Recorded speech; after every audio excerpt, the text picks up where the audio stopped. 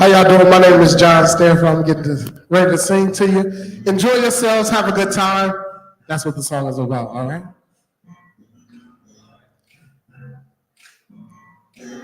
Well, all right. Yeah. Well, all right. Yeah.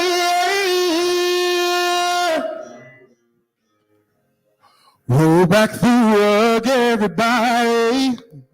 Move all the tables and chairs. We're gonna have us a good time tonight. Every time that we meet, we skip and we dip to the beat, yeah. What in the world could be better than getting together again? The last time we had a party, it ended when the sun came up. That's why your mama told you that you couldn't go out. Stay in the house. Ooh, bad boy. Gonna sneak out tonight. He's gonna tip by her window.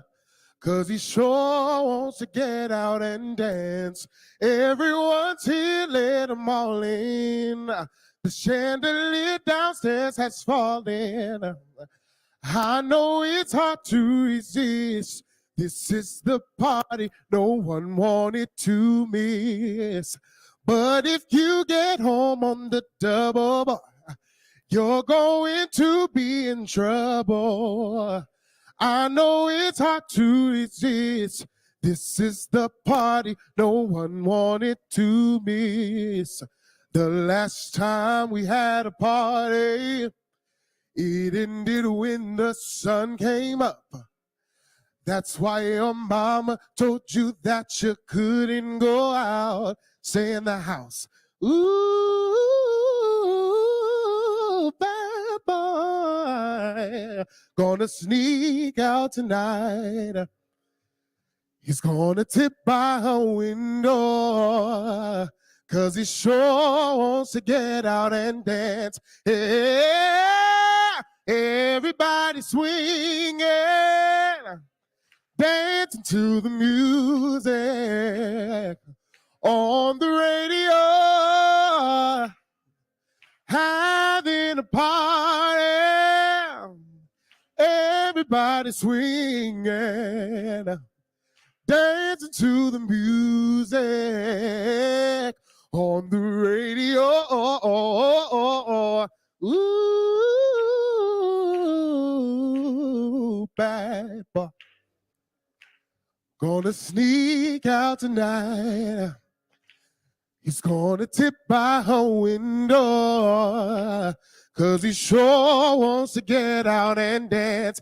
Hey, everybody swinging, dancing to the music on the radio, having a party. Everybody swinging, dancing to the music on the radio.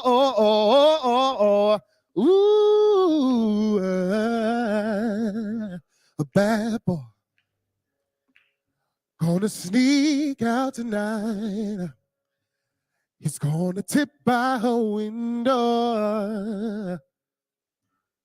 Say, sit by her window. Skiddy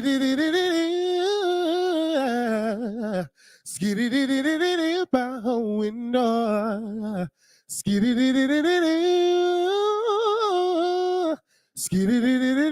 by her window. Thank you. We want to thank John for that beautiful opening. How's everybody doing? Yeah, I know it's Saturday morning, but there's nothing wrong with listening to some nice music, amen? All right? Now, if I say amen, y'all, I'm just saying. I'm just saying. You already know that's what I'm talking about. So, look, we're going to have some fun here today learning about mental health. This is Mental Health Awareness Month. I am your local psychotherapist, Kevin Thomas. Thank you, thank you, thank you. And this morning, I'm joined by a host of some of my friends and great comrades over here, and they're going to share a little bit about their experiences with mental health, relationships, and how they deal with it and how they have come to know it. Not everyone deals with mental health, but they have some experience in their relationships. And I want to be able to give back in a way of giving information. I do love giving mental health literacy training classes. So if anybody needs any training in their companies, in their individual lives, I am he. But I will say this. It's extremely important that we talk about this. Although we're here to have fun and enjoy ourselves, we want to be serious for a moment. So I want to give a disclaimer. If you feel that you may be triggered. Triggered is someone said something that makes you feel uncomfortable, uneasy. You may feel like you don't belong. Please don't run out. Don't leave. We got any clinicians in the house? Okay, we got one right there. Okay, I know some more will be coming, but they will be here. I'm charging you right now.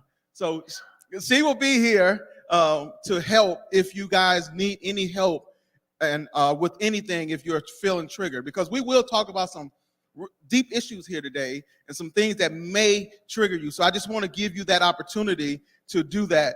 I don't do it purposely. We don't say things purposefully, but we're trying to help. And so I do understand that sometimes we will say things that may trigger people, because the simple fact is we don't talk about this.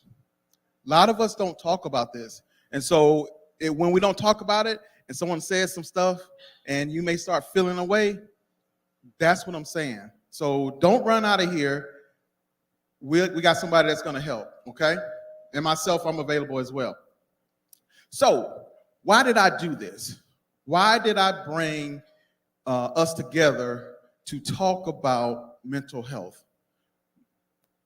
What I thought about was, as a little boy growing up, not being able to identify with emotions.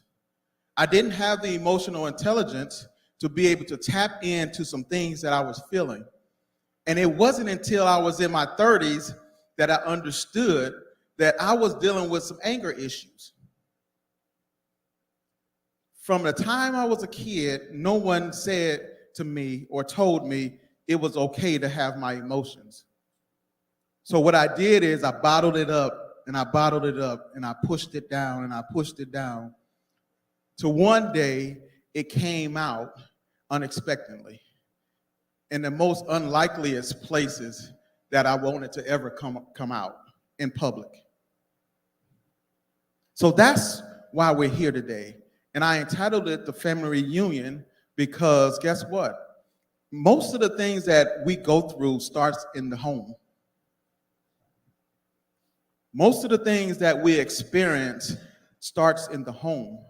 And can you imagine two people coming from two different backgrounds coming into a relationship, what they bring into the relationship?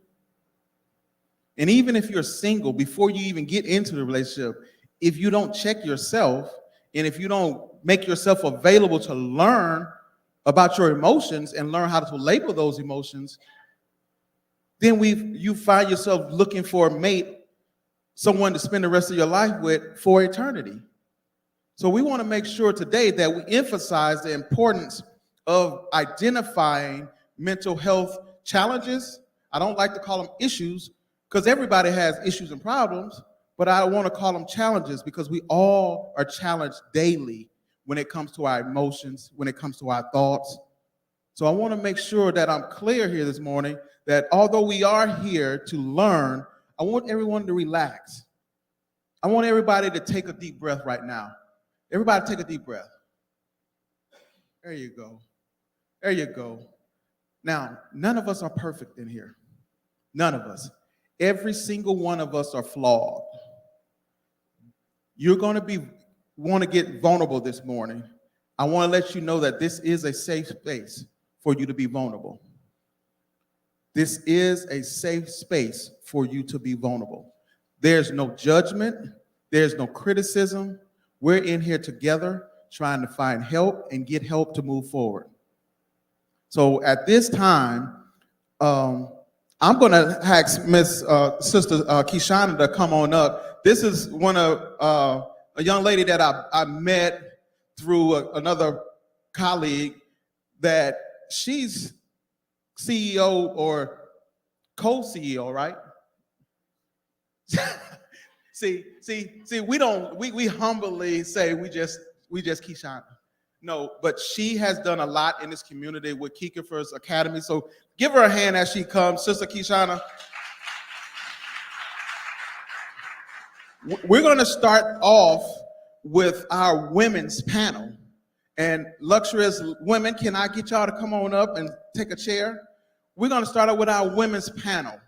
And we're going to talk to these women and give them an opportunity to talk about some of the things that they're experiencing within their relationships and within themselves. And then hopefully we can give you guys an opportunity to share a little bit, any questions. We got mics here. And so we just ask that everybody be respectful, and then we'll come back and we'll keep going. But at some point, I'm going to speak to you about the importance of trauma, and more important, of historical and intergenerational trauma. Okay, thank you. Thank you, Kevin. Appreciate it. And thank you for the opportunity to be here to host these beautiful young ladies here at this mental health panel. And I wanted to, before we get started, focus on the word mental health. So when we think about physical health, what do we think about? We have to do with our children every year for their physical health. What do we have to do? A checkup, right? And for us ladies in the room, we have to go and take care of some personal things with a physician every year, right, for our physical health. And so when we're thinking about mental health, I think it's important that we consider what exactly are we doing for our mental health, for our ongoing mental health. And the best thing that I can think of is some sort of therapy, some sort of counseling, some sort of outlet to communicate whatever it is that we're feeling, whatever it is we're going through. And so I just wanted to impart that on everybody, that when you're thinking about mental health, it's not a thing like right here, right now. It's an ongoing process. It's like taking care of your body, take care of your mental. And so before we get started, I want to give all the ladies an opportunity to introduce yourself real quick, your name, single, married, and how long you've been married. And go ahead. You guys have to share that mic, I think. I'm Latia Turner. I'm married to. Hi, I'm Latia Turner. I'm married to Antonio Turner. We've been married. We've been married 18 years. A total of 24 years together since we were 17 and 18, and we're 40. We're in our 40s now. Good morning. My name is Terica Huntley, and I am married to Eddie Huntley. June 29th will make 10 years that we have been married. I'm Samantha, and I am in a relationship with Clyde Henderson, and we have been in a relationship for about 5 years. Yeah. I'm Winter Starks, and I'm in a current relationship with Mario Polo Brown, and we've been together for 3 years next month. I'm Rebecca Francis. I am the wife of Justin Francis, and we have been married for 7 years. I'm Tina Renee Alexander. I'm married to Reginald Alexander. Who you with? And we've been together for 7 years and married for 2. Awesome. So ladies, the first question that we wanted to ask you all is, how has mental health or a lack thereof affected you and or your family? No, let's mix it up a little bit. Whoever want to jump in there. Thank you, Tia. Mental health. Oh, goodness. Oh. Yeah, speak into the mic so that you can hear you. It's streaming. So, how has mental health affected my relationship? Well, we were kids when we got together, so naturally, as children, we're not aware of our emotions and we're not the most mature and things like that. So, looking back, there were a lot of things as far as anxiety and depression as young adults and stuff that you get from your household that you don't know. There's no diagnosis a lot in Black households. So, at least in mine, it wasn't. And so, it's affected my relationship by as I've gotten older, and life happens, things happens, triggers. I've had, not to go too deep, but I've had miscarriages. So then when that stuff happens, they'll say it's some postpartum. So then they'll put you on medication and things like that. But they don't, what doctors tend to do sometimes, they'll put you on something, but not tell you necessarily why, or you'll get the medication before you get the psychologist, things like that. So how it has affected me is just weathering through those storms and like, okay, it's trial and error. Do you be on medication? Do you not get on medication? What is this? Is this postpartum? Is this depression? Is there something deeper? Should I go to a therapist? Should I not go to a therapist? Am I stressing my partner out? Am I running them away? Like, you know, a lot of times you feel like with the roller coaster relationship in life, I feel like you're kind of losing it. And so not knowing where to go in our relationship has been one of the biggest challenges. Now in our 40s, when you know better, you do better. So we know therapy is okay. It's not taboo. It's I'm not the crazy person. You know what I mean? And especially with my job, I have to stay pretty level. I deal with people every day, and so nobody wants to be around an unpleasant service provider, a wacky service provider. So I know my struggle with that has been tough on Tony because he's like, what is this woman? You know, what is going on? This emotional woman or whatever. But we weathered those storms. And I'll tell you, our struggles have been just growing up together and making a decision to stay together with those obstacles and knowing what the right, or learning what the right solution is. So I could go on and on and on and on. So I can't really pinpoint, but the decision to get the help and stick together, that's how it's affected our relationship. Definitely. I would say one thing for us as a couple that we've dealt with mental health has been rearing our children. Our son came out of kindergarten during COVID. And of course, that is a difficult transition. You know, when he went into first grade, he really struggled with just the atmosphere and the environment. And so was getting in trouble. And of course, we tried to raise him according to godly principles and what we had, you know, spare the rod, spoil the child, all of this. But then we noticed something is just not right. Like something about his character is not lining up with what's happening in the classroom. And so do we continue to discipline him, chastise him, all of that?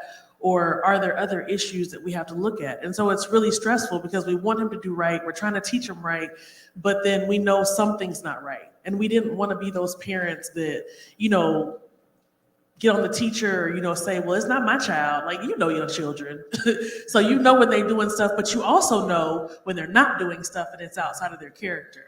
And so we had to make a tough decision to remove him. We believe in public school system, but we had to remove him, had to get him counseling, and removed him to Kiekefer. And it has been the best decision since.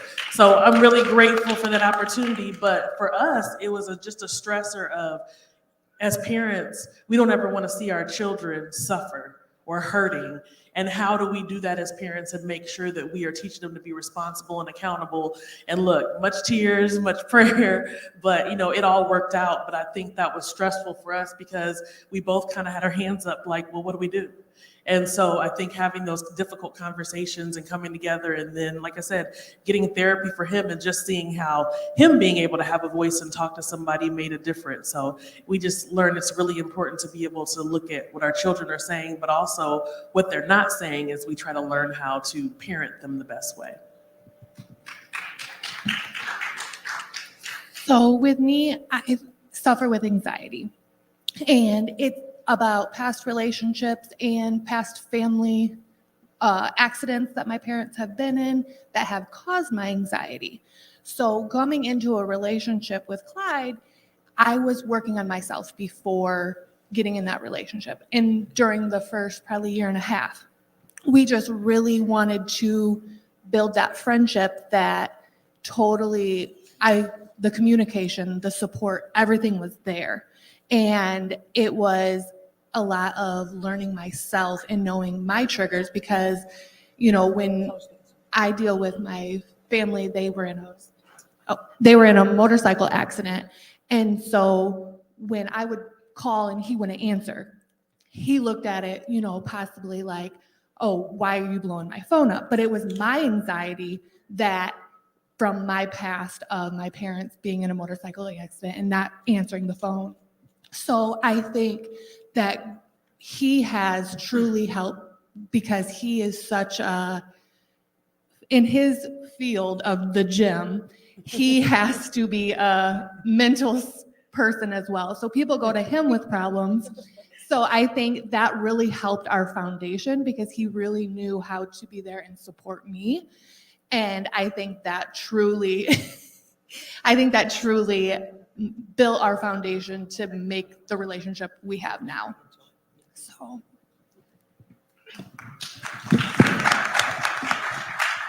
So growing up, my mother was a very angry person. And I'm not telling her business because if she was sitting right here, she would tell you the same thing. She grew up in Chicago, Illinois, and there's a stigma behind growing up in Chicago. No nonsense, don't play. And my mom was that. And, growing up with her, and then all of a sudden she became saved and sanctified. And that changed me as well, because witnessing her and her being so angry all the time, and then she turned her life over to the Lord, it was like, okay, I can do the same thing. But growing up, I took on those traits, and I was still a child. And just because she gave her life over to the Lord, I didn't really fully understand that, her giving her life over to the Lord. I was still the devil's child.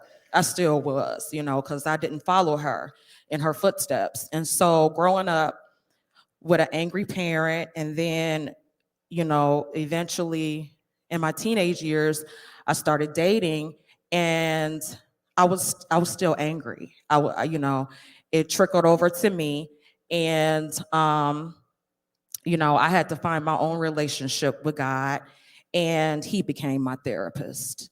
I didn't know anything about therapy. I wasn't taught about therapy.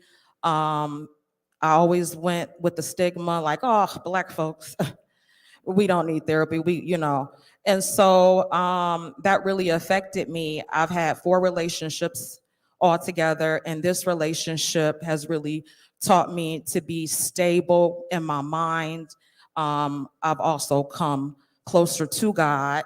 I have a mate that's close to God, and he's taught me a lot. My mate has taught me a lot. Like, listen, just by not speaking, he's taught me a lot. Just being silent when I'm so nerve-wracked, and so I'm still a work in progress, but God is my therapist, and I'm not opposed to a physical therapist, a physical mental therapist.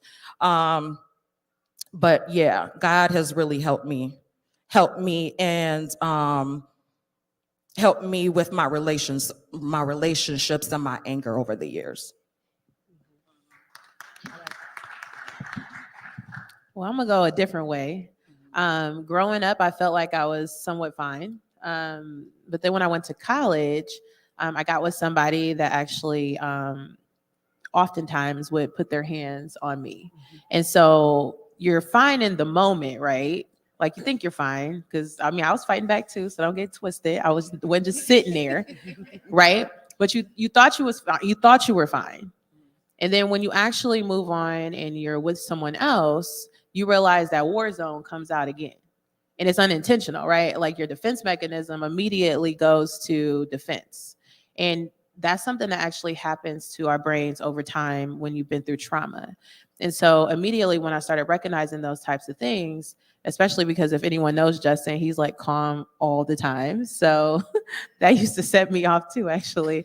Like, why are you so calm right now? Amen. Like, and he's like, why are we upset? Like, you know, so I clearly immediately was like, wait, this is a me problem. You know, this can't be a you problem if you're calm and I'm upset. And so when I started kind of piecing together what that trauma actually did to me, and then going through Bella's situation alone, having to leave that situation, it immediately taught me that mental health was affecting me. And I didn't have that trauma growing up. No one did that to me. You know, my parents didn't, you know, they didn't really do anything to me. So there were things that happened growing up, but it wasn't anything traumatic to the place where I would feel the need for therapy, right? I actually still have a therapist, although I don't feel like, even now our conversations are fairly boring, but it helps me to mitigate the thoughts in my brain if I even do go there. Like if I'm upset or I feel like, you know what, someone just tried me today and she's like, no, sis, they didn't try you. Like, come on, bring it back in, you know? And so that has helped me to realize that the things that happened to me before, people are not still doing that to you today. And so therapy does work because it allows you to take a step back and to check yourself, because your brain sometimes cannot control those things. And I agree, you don't always need medication. You just need self-awareness. And so if you see the self-awareness and you're like, okay, I'm going there, then you need to have the tools and resources to say, how can I bag myself back up and put myself back on the right track? And so that's what therapy has done for me, and it has allowed me to be a lot more effective. I think Justin will agree. I don't pop off, right? I don't pop off no more. But I had to learn that, right? And so it was something that didn't happen early on. So I can't say it happened as a child. It happened in my adult years. So that's even more fresh. So you have to kind of mitigate that now so that it's not like carrying on through the relationship. Now, how do I come after that? I mean, come on now. No, I'll tell you this. I came from a single parent household, mom, the one that wore everything on her shoulders. And did whatever it took to get the job done. And I think if I was to look around the room, a lot of you shaking your heads, amen, that was me too, right? I found myself in a situation at the age of 30 in a domestic violence situation. Almost lost my life. Then shortly after, once experiencing that, I wanted to die. Like who? Me? You talking about me? Who nobody in the world saw me as being so perfect. Then shortly after being diagnosed with cancer. So when I met my husband, I was broken spiritually, mentally, physically, and emotionally. But he was fine, y'all. I got to be transparent. My husband came to me and he said, Tina, I want to date you. I said, not now. I'm broken. My husband, and I kept on going about my way, still broken as could be, still trying to find myself spiritually, because the spiritual connection is actually sometimes what brings you out. And I'm gonna say sometimes, because if you don't address the mental aspect of where you're in the situation and what you need to do to bring it out, there's no way you can overcome it. So I went, it was a year later. I wanted to be abstinence. Hey, babe, how you doing? I'm gonna bring you some chicken. I was like, nope, still not ready. I'm fluffy and all, but right now, this is not the time. I still need to find myself spiritually, emotionally, physically. Now I had to tackle all of those.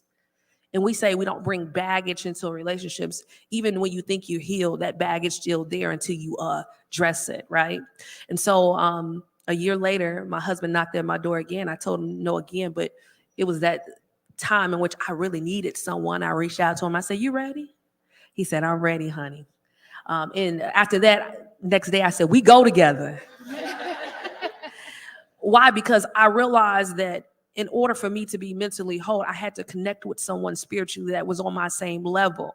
Now, mind you, I came in there still broken, but one of the things that really stood out for me is my husband was willing to love me unconditionally, which means that I needed to love my mental, which means I needed to seek therapy, which means that in the midst of it, I realized that he needed therapy too.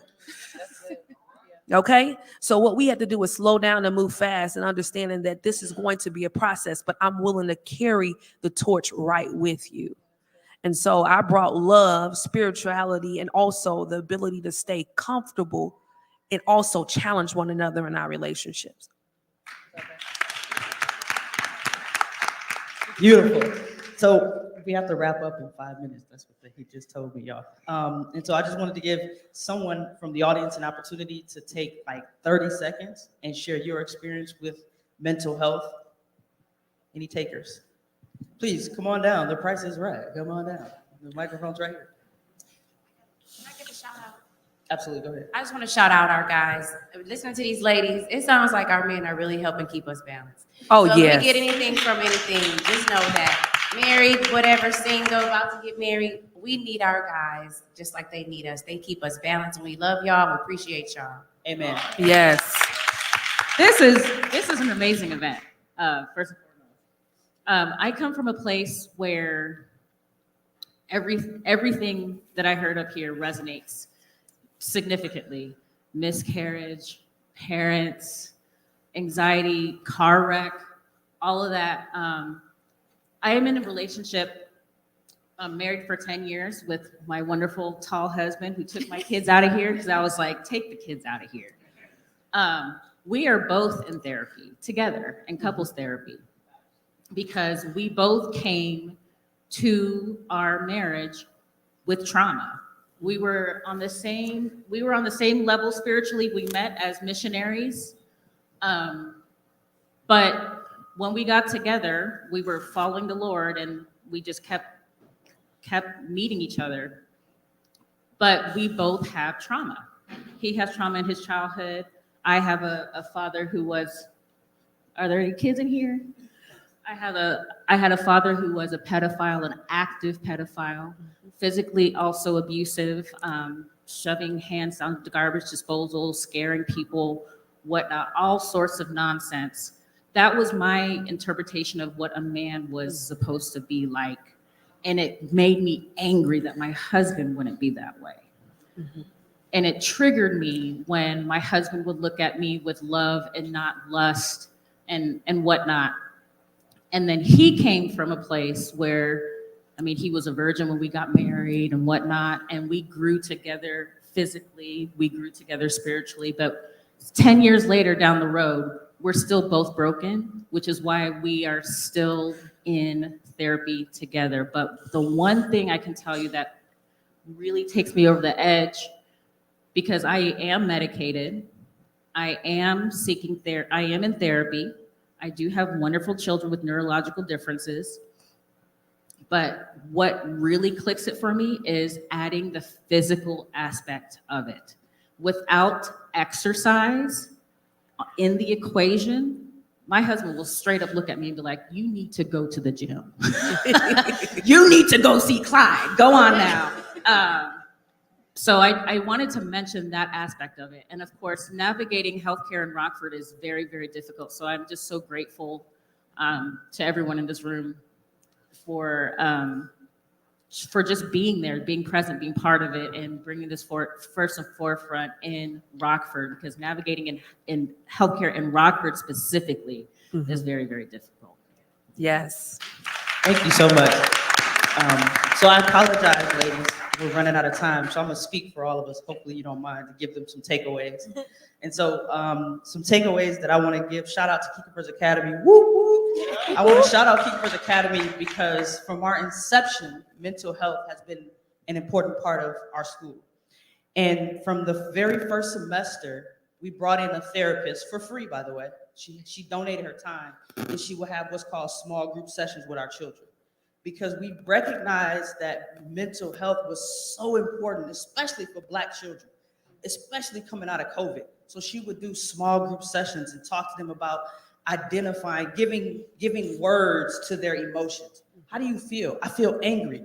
Why do you feel angry? Or I feel sad, or I feel happy, whatever the case may be. So shout out to Keepers Academy for always starting for our foundation being built on mental health. And at the same time, taken away from you all, or the takeaway is that strive to give your emotions an adjective, right? Define what your emotions are. I find that as someone in therapy, My therapist is always asking me, Keshonda, you just heard what Henry said. How did that make you feel? And I hate when she does that because now I have to own up to my emotions. That's the timer going on. I have to own up to my emotions. I have to define how it made me feel. Well, and I can't say I feel some sort of way, right? That's not good enough. I can't say that in therapy. It's not, I feel some sort of way. No, I feel like he's taking advantage of my vulnerability right now, right? I have to define how I feel. And so my takeaway for hopefully all of you can agree with, strive to define your emotions. That's like the first step. I have this emotion. I'm an alcoholic. I'm a drug dealer, right? This is my emotion. Define it. And then from there, start to build on what you can do to either keep that happy emotion or what you can do so that you don't feel that way anymore and don't project that on other people and don't take that out on your significant other or take it out on your children or take it out on whomever, even take it out on yourself, right? Define our emotions. And so thank you ladies so much. I appreciate your time. And thank you, Kevin. Appreciate it.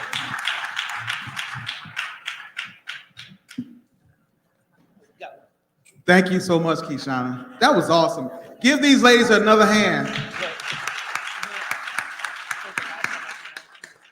So let's stop worrying about the time and let's just be organic. Okay. Y'all all right with that? Let's just have conversation. Let's just talk. Ladies, y'all are beautiful, by the way. Thank you. These ladies have shown what it's like as women to deal with mental health. Now, I imagine they initially didn't call it mental health. I imagine they just said, well, I'm just struggling, I'm having a bad day, or it's just hard, right? I can imagine them doing that. So let me just give you an illustration. One of the things I love about partnerships and collaborations is that we can work with one another and stay in our lanes. One of the things that I love specifically about one of my brothers, which is Tony Turner, is that we challenge each other and we don't even know we're challenging each other. And so he always he's thinking, his wheels is always turning. So a lot of times, and he don't know this, I'm being transparent. A lot of times I know if Tony's thinking, then I need to be thinking too. And so he gave me an idea when he did my last year's conference. And the idea that he gave me, I was able to take that and use it somewhere else. And the first thing I told him was, every time that I get a chance to, that I'm going to let you know that I'm going to honor you in doing this. And so I did it and everybody understood it. So again, my wheels are turning again and I'm challenging Tony in my mind. And so this time I wanted to do something similar, but I wanted to do it different. So everybody knows what this is, right? This is a Jenga set, right? This thing is put together, right? Sometimes in life, we appear to be put together. This is how trauma works, that we don't even know about. A lot of times, we appear like a Jenga set. And in Jenga, it's all about positioning, and it's all about being able to build. Because here's the thing, these blocks build something here. I'm gonna try to do this without it doing that. So as I continue to talk, so here's what happens. This is what we don't understand. Grandmama has dealt with some trauma that she don't even know about. And she comes along and she marries someone, which possibly could be my granddad. All he knows is how to do his work. And in him working, he forgets about, I don't want to take that one. It won't work. Yeah, right? Leave it crooked, right? So, again, granddad is trying to figure things out, but all he does is work. And that's all he knows how to do is work. And so what he does is, because all he knows how to do is work, he continues to work with 4 or 5 kids, but he's not emotionally connected. So now he has his wife that sits at home, or she may have a job, and he doesn't know how to love her. He doesn't care for her like she needs.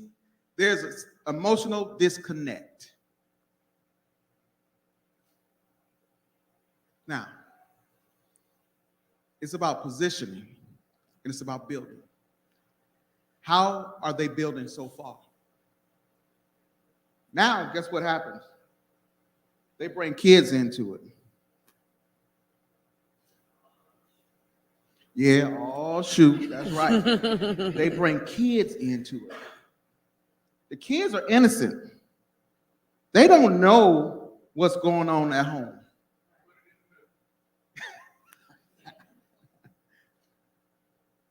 They don't know what's going on at home. So all that's already built is an emotional disconnect by dad, mom feeling emotional detached because dad is not around to give her that attention that she needs. And then we bring kids into the thing. Now, here's what happens though.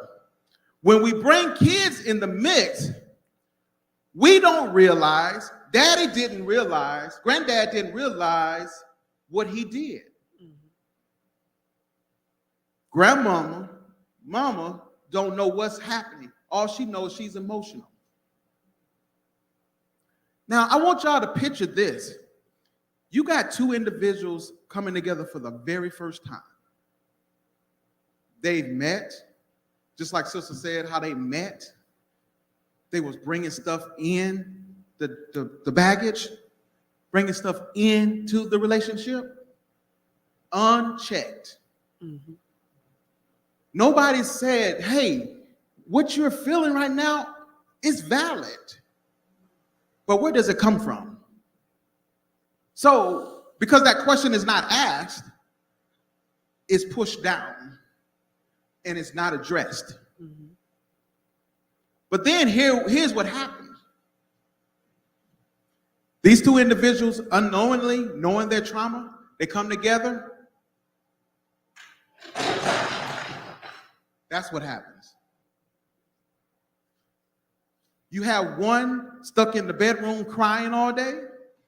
You have one going to work, coming home, getting in bed, doing it over again. I'm speaking of historical or generational trauma. This stuff is passed from generation to generation, and we think we got it right. Because now we're behaving in our relationships as what grandmama and mama and daddy and granddaddy did was the right thing to do. All I'm saying is we're sitting here today, you guys, we're sitting here today. If you look around, somebody may be sitting next to you that has been through abuse because grandmama abused them because they were abused. No one stepped in and said, hey, I see you hurting. No one took the time to say, hey, let's go to therapy.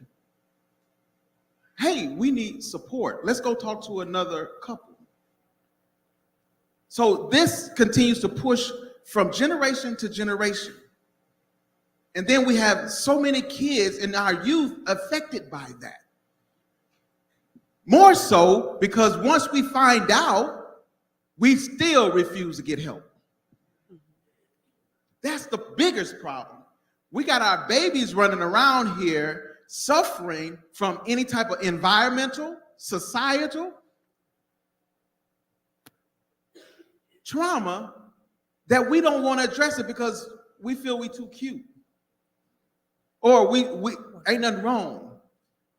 That don't equate with me. How do you see a child deal with some things and you feel that nothing's wrong with them?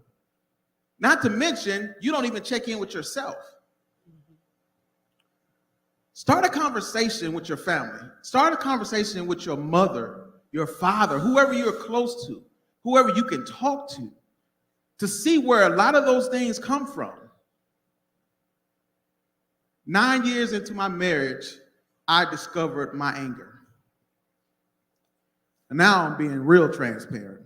9 years into my marriage, I dealt with anger and didn't know where it came from. When I realized and got to the root of it, I had daddy issues. My daddy stayed down the street from me. We would go to the same church. He wouldn't even speak to me. I had siblings that he gave attention to, but didn't give it to me. I'm mad because this is what I see. But what I found out after I went back and did some investigation is I talked to my mom, and it was all jacked up, y'all. She was married, and my daddy was coming through the back door. Now, what do you think? What do you think? I'm being super transparent here. Because what do you think it did to me to hear all of that? So not only am I angry, now I'm unpacking how do I deal with this? What do I do with this? Because guess what it did? It started to affect my marriage. My emotional intelligence was non-existent. I could not identify an emotion that I had. I didn't know what I was feeling. All I said was I was angry. And it fed me to, guess what? Blame my wife. That's projection. I projected my feelings onto my wife. So why is it important that you understand your trauma and the intergenerational and historical piece of it? Is because if you're not careful, you can ruin a good thing. Yes.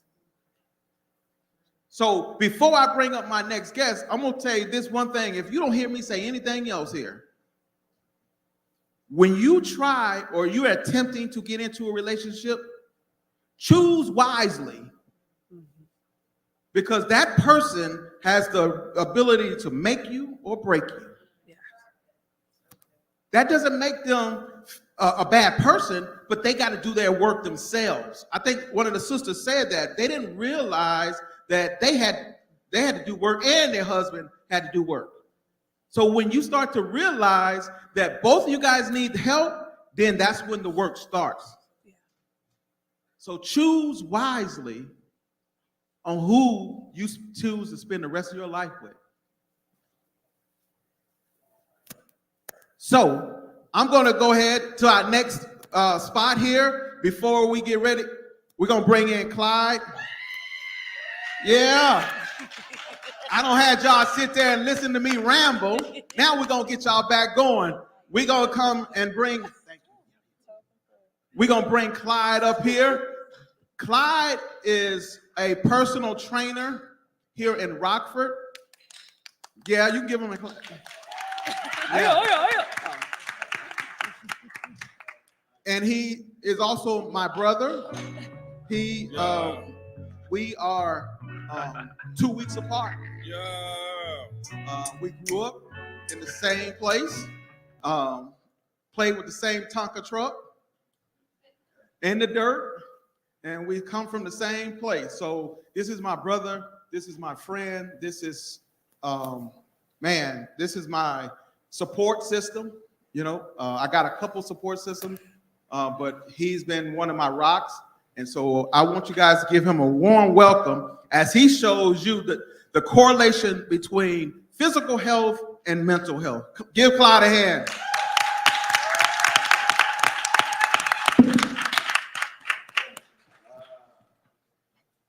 Man. How y'all doing? Good. Oh my God. So as you can tell, I'm super nervous. Put me on spot once again. For some of y'all that don't know, I am Clyde. I own the Body Factory, which is located in Loves Park, well, Machesney Park.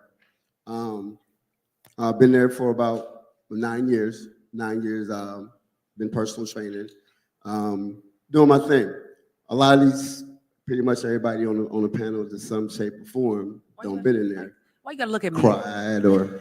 I can't help it. I fussed. like chicken and neck bones and You looking- greens and stuff. I'm not looking dead at you, Okay, but I'm okay. just saying. Everybody that comes in there, we all have fun. I'm a no nonsense, straight to the point type of trainer. I don't sugarcoat it. I'm gonna tell you exactly how it is, what you need to do. So don't come in there with excuses or this or that, because I'm gonna let you know, like right off top. Yeah, they do. And They do. I ain't. No lies told. But it don't be my fault. Don't be my fault. Reason why they be about to throw up is because of choices that they don't made prior to coming to me, right? If you want to go out and, eat this and do that, then try to come to the gym to do all this, it's consequences for doing all that. Straight consequences for it. That's why you be about to throw up. Not because of me. So my job is to get you in the best possible shape that you can, to be the best version of you. So, and like Sam was saying, a lot of people come in, and it's just not about coming into the gym for the physicalness of it. A lot of people come into the gym so they can just kind of come in there and have their time, or be able to talk to other people that's dealing with the same type of things that they are, or at the same fitness level that they're at. There's a lot of people that don't came to the gym that has made new friends or new family members per se. We like a family in the gym, all from just coming to the gym. And that's the type of atmosphere we create there. Everybody gets along, everybody's loving, caring, pushing one another and things like that. So with that being said, the correlation between physical health and mental health. First thing is this, I tell people all the time, when you look good, you do good, right? When you feel good, you tend to do good. You make better choices, feeling better about yourself, and things like that. So we do a couple things within our gym that helps us, that allows the people to be able to get out and be able to express themselves and stuff like that. One thing that we do is called extreme hip hop. Anybody familiar with extreme hip hop? I know everybody within my scope is, or whatever the case may be. Extreme hip hop is a form of step. It's pretty much a hip hop step aerobics class to where it allows you to be able to have fun on the step and do things of that nature. I actually brought a couple of you guys with me, and we're gonna actually go ahead and demo and show you guys exactly how to do this.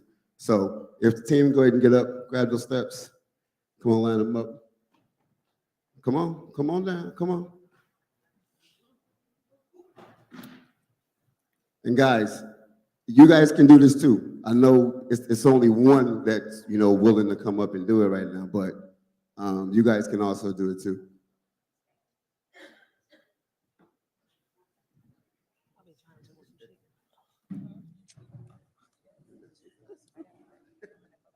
All right, so let me get 3 right here. 22. Chicks, you're gonna be up front. I need you up front. I need you to represent. Represent. Let's go, Chicks. Let's go.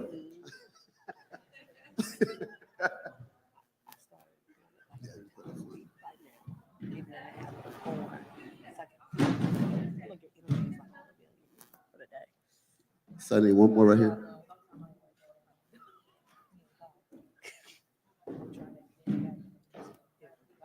No,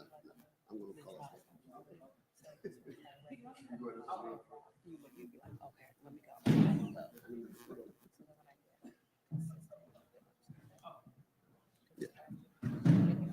As you can tell, we didn't rehearse none of this.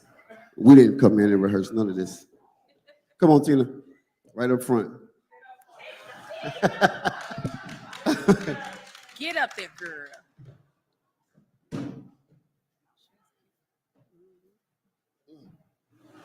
Want the step? Anybody else want the step? You're gonna try it right here by yourself? Okay. In them heels.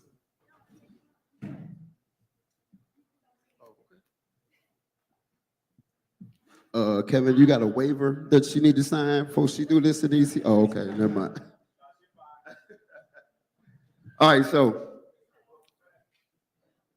this is extreme hip hop, right? Extreme hip hop step. It's pretty basic. It's pretty simple. You can do it on the step or off the step. Really doesn't matter. Whatever it is that you're able to do. The biggest thing is that you're constantly moving and you're having fun doing it. They might not look like it.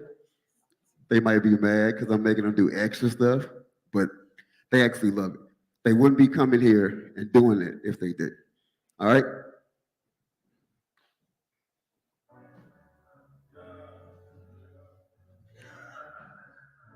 Y'all look all scared, like y'all about to do Easter speeches or something. All right, y'all ready? Let's go. 3 Ds. Come on, Tina. 3 Ds.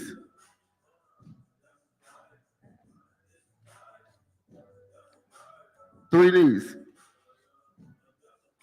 There you go. Come on, chick. 3 Ds.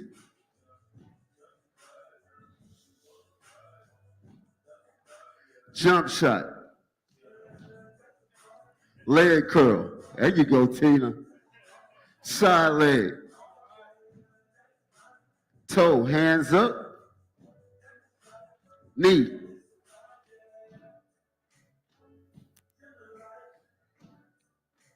Side leg.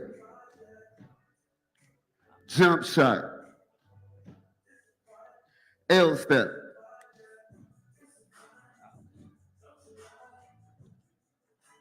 Three knees.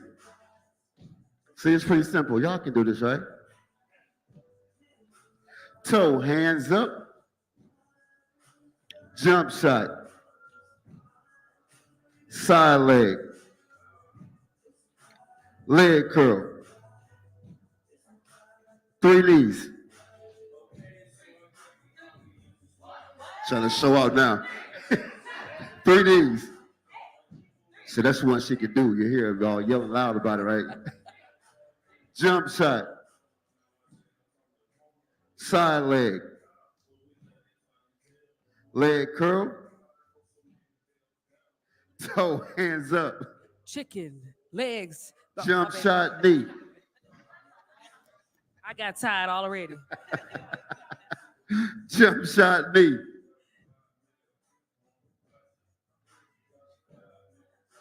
Side leg. Jump shot. Hit them heels. Heel tap. 3 knees. Come on, Tina. I don't hear you. Toe, hands up. Side leg. Jump shot. Knee. You ain't breathing heavy now. Toe, hands up. L step.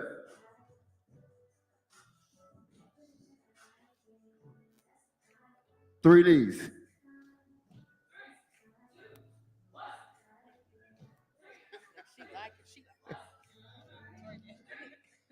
Jump shot.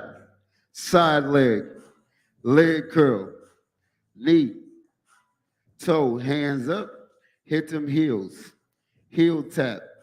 Side leg. Jump shot. Toe, hands up. And relax. Give me a hand, y'all. Yes. All right, so that right there is pretty much the beginner. So whenever you come to class, this is the pace that you're gonna start at, right? This is the pace you're gonna start at. This is the pace that she started at. This is how you're gonna start. So we got one more song though. We're gonna kind of turn it up just a little bit. Just a little bit. You gonna stay for this one? Oh, okay. Switch. You play that there, just switch. She said, I don't want nobody on my dang on thing. Go on, Sister Tina. Hey, get your camera out. Get your camera out. All right, you ready? Let's go. Turn it up a little bit. Give me some volume. Y'all ready? Huh? Yeah, just do what I call out. I don't want y'all showing out too much.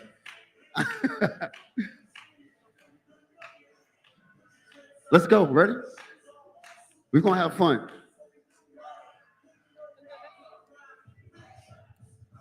Three knees. Jump shot. Side leg. Three knees. Jump shot knee. Turn knee. Double tap knee. Let's work. Straight leg, side leg, knee. Knee bounce. Hey. Knee bounce. L step it out. All right, cheeks. Let's go, cheeks. Double tap knee. Come on, cheeks. Toe, hands up. Hit them heels. Tap and pull.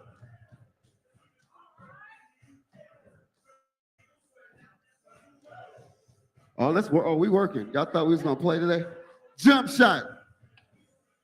Side leg.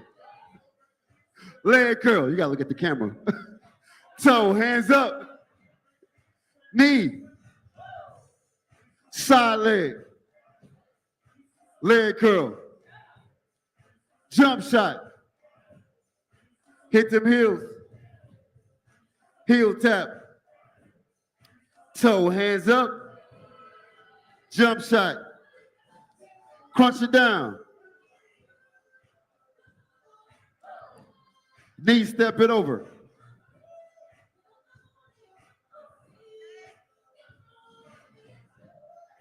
Oh, yeah, let's go.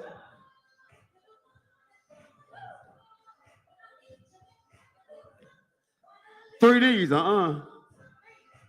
Let's go.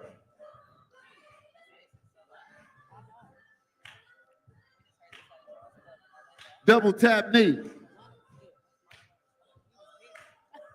Straight leg, side leg, knee. I'm gonna show y'all something they hate. Watch this. Right knee, stay here. Look at their faces. Their faces instantly got mad. Let's go. Get him up. Get him up. Get him up. Look at he know he mad right now. They hate this, but they love it at the same time. Let's go. Let's go. Get him up. Get him up. Get him up. Get him up. Oh, let's go. Get him up. Get him up. Get him up. Get him up. Get him up. Get him up. Get him up. Get him up. Get him up. Get him up. Get him up. Get him up. 10. 9. I'm ready. 8. Look at it. Got a little bounce. 7. Got a little bounce to it today. I'm going 1 to 6. I need to see this in class. 5. 4. 3, 2. Switch it up. Hey, let's go. Oh, what's wrong with that leg? What's wrong with it? Get weak now? Let's go. Come on. Let's go. Hey, let's go. Let's go.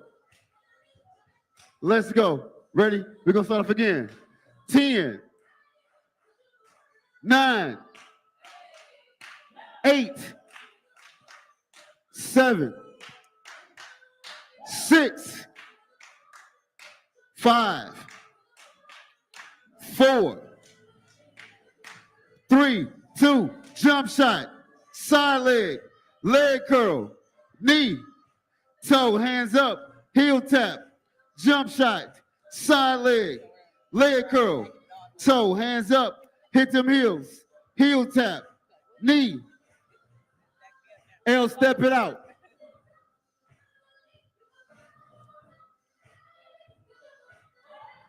Let's go. L step, turn 3.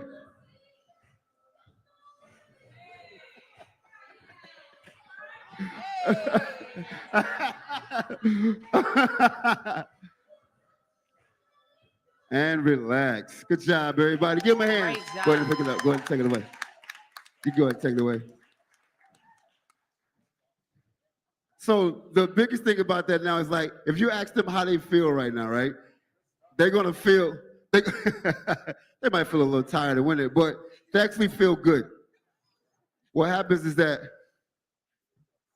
when you start moving and working out, your body releases these things called endorphins. Endorphins messes with your feel-good center, things that pretty much your happy place. So that's why physical activity is really, really great because of the fact of that. Thank you guys, appreciate it. Physical activity is one of the biggest parts of that. And a lot of people be talking about they're tired. You tired. Do you know if you move more and you do more exercising, that helps you not be tired? The more that you move and get active, it boosts your energy. Things that you eat. Not no chicken wings. See what I'm saying? Why you gotta point at the fluffy girl? I mean, 'cause everybody you- like chicken. Yeah. So all those plays the part. Into your overall physicalness. A lot of physicalness can manifest as mental as well.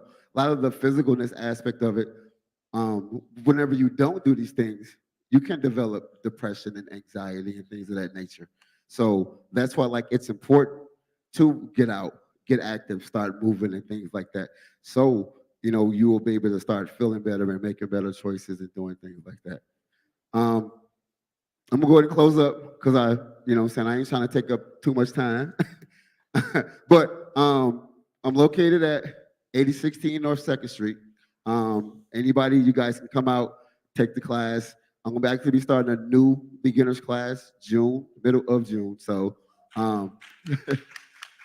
so like I said, it's for all ages. Anybody can come out and do it, and just have fun with us. All right, thank you guys, I appreciate it.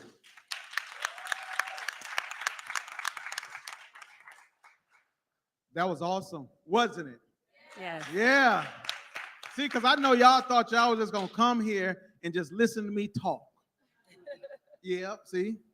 I like variation. I like to have fun. I like to enjoy while we teach and while we learn. Because if we do that, most likely it will stick in your minds. When you leave here, you're like, oh, yeah, like that's why we do that. But to what he was saying is there is a direct correlation between mental health and physical health. We have billions of neurons running out through our bodies that are connected to what we call our central nervous system. Every last one of us got one. The biggest thing for us to do in order to work through our trauma is to keep it at calm. Meaning we have to be able to calm our central nervous system in order to be able to regulate our trauma and our emotions. So exercise is great. It releases exactly what Clyde said, the endorphins. Look, we're a big ball of energy just walking.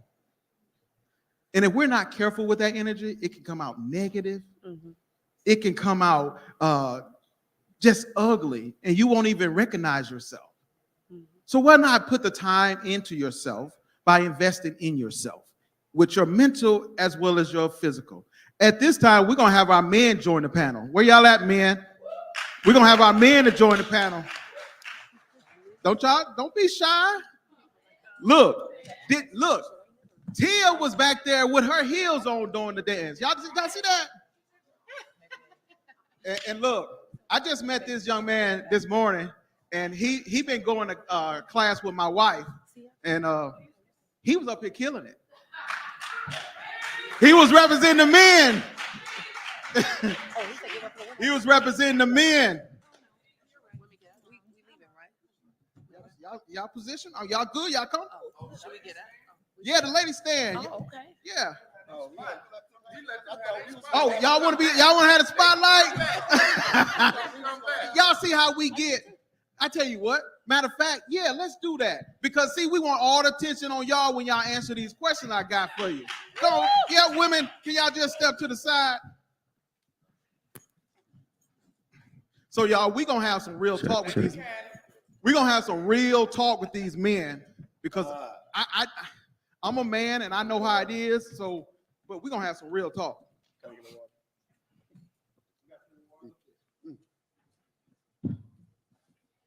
And I'm gonna ask men that you try to be concise, straight to the point, explain what you're explaining, and that way we can kind of move through time and make sure we're good. Because there will be a time where the women will join you again, and we'll go with that. Okay.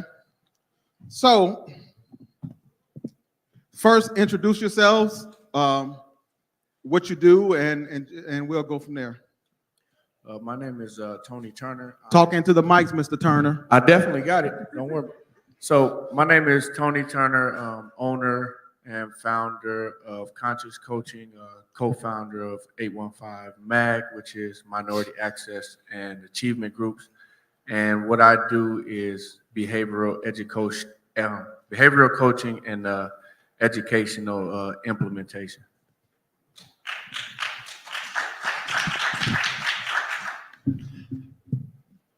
Hey again, how y'all doing?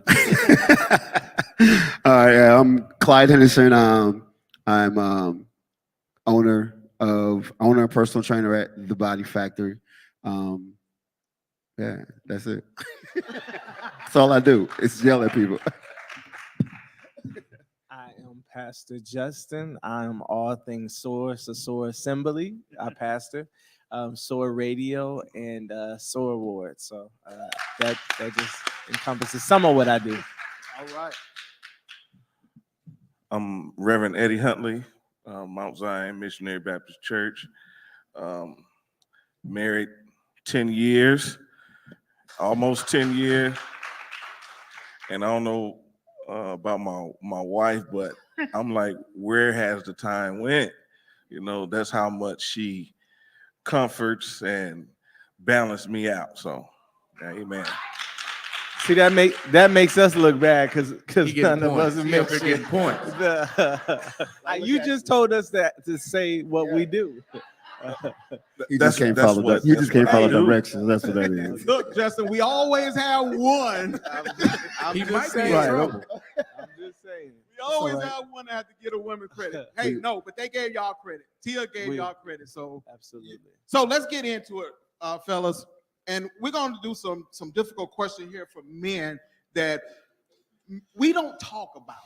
And so I'm going to ask the guys to be very vulnerable and transparent here this morning. Don't look at me like that. Come on now. And make sure y'all speak into the mic so they can hear you. So were you ever told that you were the man of the house, and looking back on it now, do you realize the pressure came with it? Go ahead, Tony.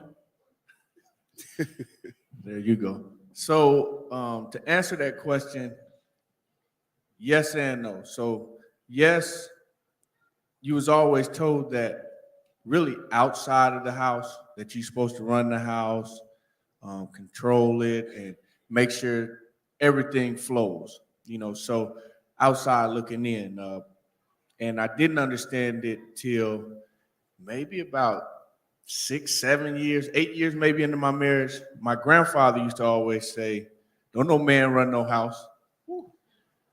And I used to always look at him just basically like, what do you mean? Why would you say that? But then I recognized he would say, if my grandmother wasn't happy, then wasn't nobody in the house happy. So it doesn't matter what you do as a male in that house. If she's not happy, it ain't gonna be no peace. So in actuality, you know, we were told these things to, you know, this is how a man should be with, you know, well, we didn't have emotion to show, you know, you work as you used in the demonstration, which I appreciate that. And I got something for you. But we were told that men had roles, right? We had roles and not emotion. So we are to be the breadwinner, regardless if what you're doing is what you want to do, what brings you pleasure. And once you step into this role, what your job is to do is provide and keep moving. And that is not running a household. That is not being the head of the household. So if you understand what a true leader is, a leader must first know how to follow and then lead by example. So we're subconsciously and consciously taught incorrectly. So we're not taught with emotion and how to recognize our emotion. So a lot of times, and you've alluded to it earlier, we come into a situation with very little to no emotional intelligence. Okay, and to tie in about Clyde, so maybe about 6 years ago, I was like 220 some pounds, right? And if you looked at me, like I was completely in the best shape. I run up and down the court all day, get in the gym, lift weights all day long. But inside, mentally, I wasn't together. So a lot of times on the outside, we look okay, but the inside, we're completely damaged. So yes, we were told that, but we wasn't told how that looks or how that is done effectively. Wow. Thank you. So to follow up with that, Clyde, I got a question for you. What type of events happened when you were younger that shaped the image of a man? So this is, so first, I love when we do this stuff like this. Whenever he say we come from the same cloth, like we're literally cut from the same cloth, like everything, grandparents, his mom and my mom were sisters, we 2 weeks apart, things like that. With that being said, a lot of the traumas the generational traumas that he was referring to affected me as well, because my mom was part of that generational thing as well, with that being sisters. And they was all taught a certain type of way. And like, that's how they parented. They parented how grandma parented and things like that. So a lot of his traumas that he went through, a lot of the females within our group repeated the same things. So what made me like that was seeing how not to be a man. And I'm gonna be fully transparent as well. Growing up, I had a stepfather. My real dad passed away when I was 2, so I really didn't get a chance to know him or nothing like that. So I had a stepfather, and I was a great kid. I mean, to my standards, of course, great kid. Went to school, A's and B's, honor roll, things of that nature and stuff like that.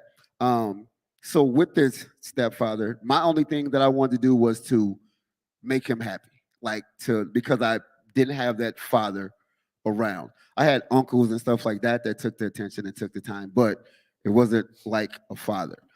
So everything I did was, trying to make sure that he was like, okay, good job.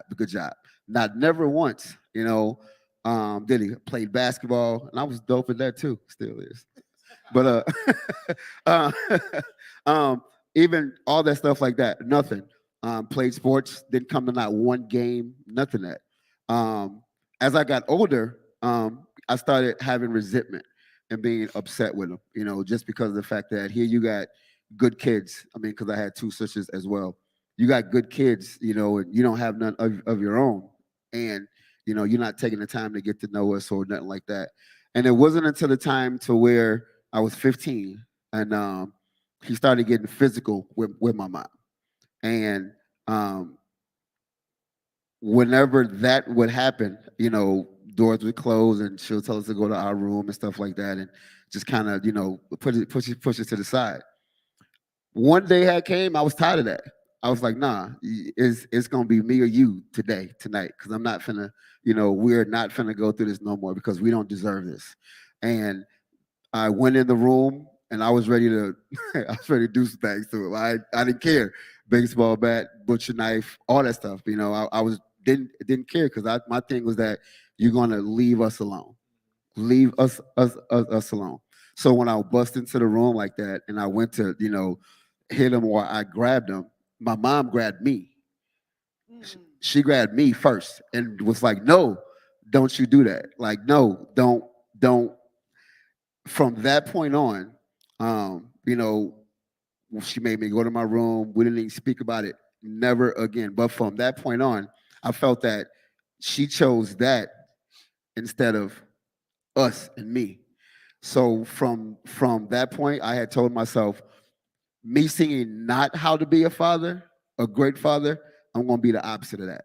That's what's going to make me be better than you was, because I do not want my kids or anybody having to go through that because of that fact. Thank you. Thank you. Boy, you and Tony are a hard act to follow. Right. So, Justin, what you heard already and what you know. So, emotional intelligence is the ability to perceive, use, understand, manage, and handle emotions. Why do men, in your opinion, why do men, and you can answer it for you too, why do men struggle with identifying these traits? Identifying what? Identify the these traits of traits? emotional intelligence. Man, I think emotions.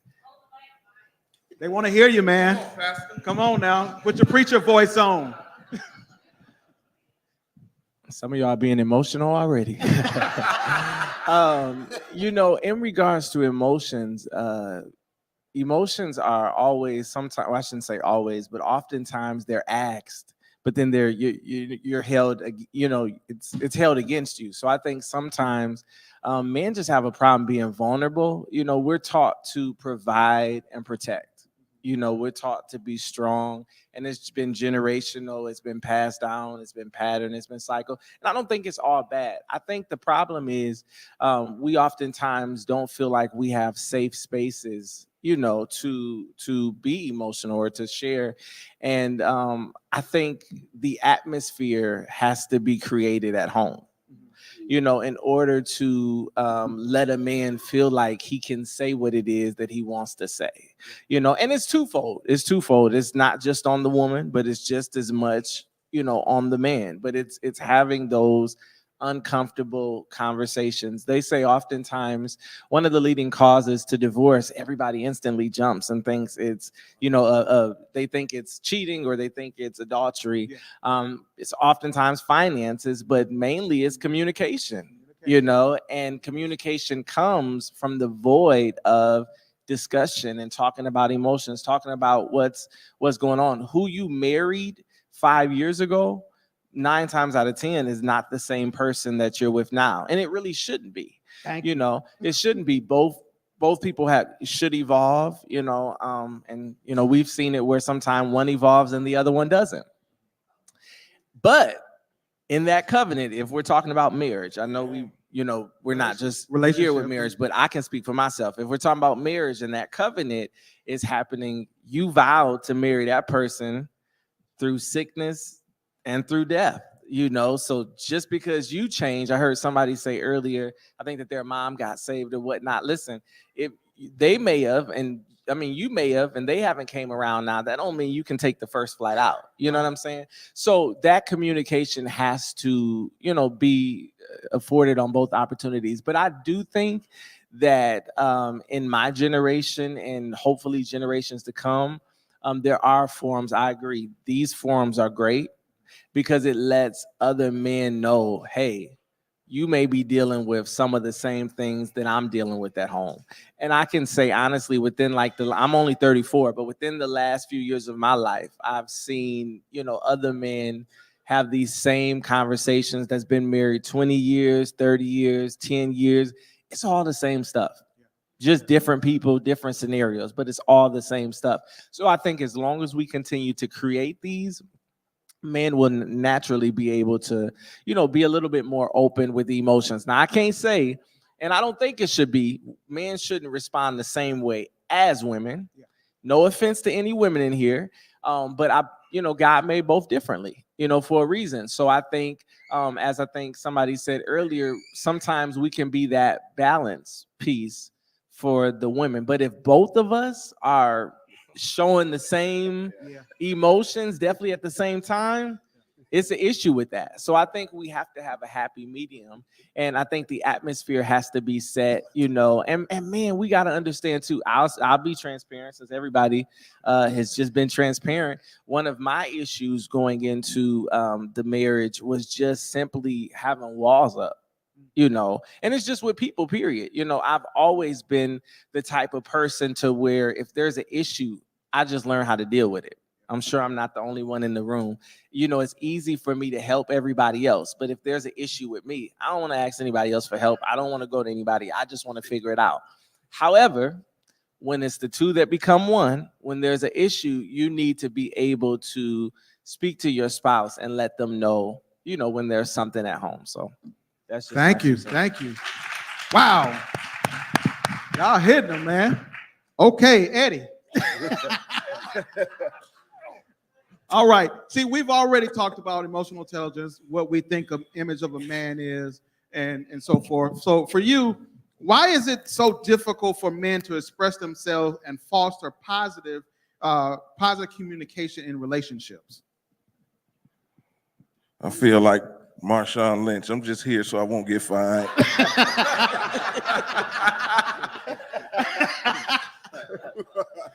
I think it's the way that we came up as men. I can just speak for me, because I grew up. I had uncles and stepdad, and they was just they bottled everything up. They bottled everything up. It was get up if you fall. They didn't come console you. Get up, you all right? You know, dust it off, put some water on it, put some mud on it. So I think it's our makeup and how we came up and how we grew up, you know. And I look at that, and when I see my sons and my children, you know, and my son is kind of like the opposite of me. I'm kind of like hardcore, and I try to, and I want him to be that way.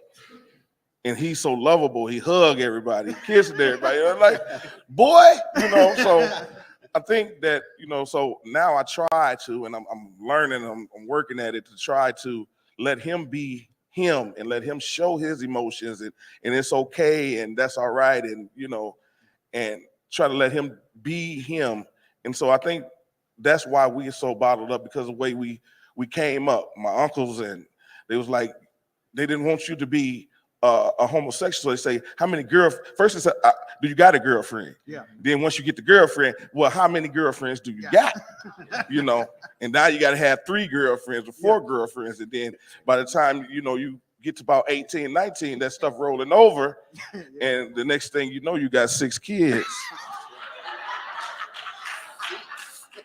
And learning how to deal with that, juggling again. So it's how we were made up, and it's good to have these conversations so that, you know, we can try to instill in the next generation that it's okay to show and feel and be able to, you know, get these things out. Thank you. Thank you. Well, before we have the women rejoin us, I'm gonna ask a question to one of the men out here. Can I say this? Can I say this? Yes, can I you just can say- add this? I want to add this to what he said, because I think it was some meat in it. It was so good. Y'all know the Hey, pastor. see? Can we parents and stuff not repeat the same cycle that we've done years and years? Because when he said that about how many, I'll leave the family member's name out of it. But I can remember at 15 years old, I was asked by someone, so are you sexually active? Yeah. And they were like, well, you need to start being sexually active. And while we may be like, wow, and joke and laugh, the serious thing is we've done that to our children, and we've made it an issue if they're not. And like you say, then years, now we got the residue, and somebody said earlier, then we got trauma upon trauma, and we're dealing with this and that. So we got to stop these cycles. Amen. We got to stop these cycles. Thank you. Thank you. So I'm going to ask a male in the audience to answer my last question. And so men, don't get mad if I choose somebody else, because I know y'all don't want to talk anyway. So, brother Mike, come on down, Mike.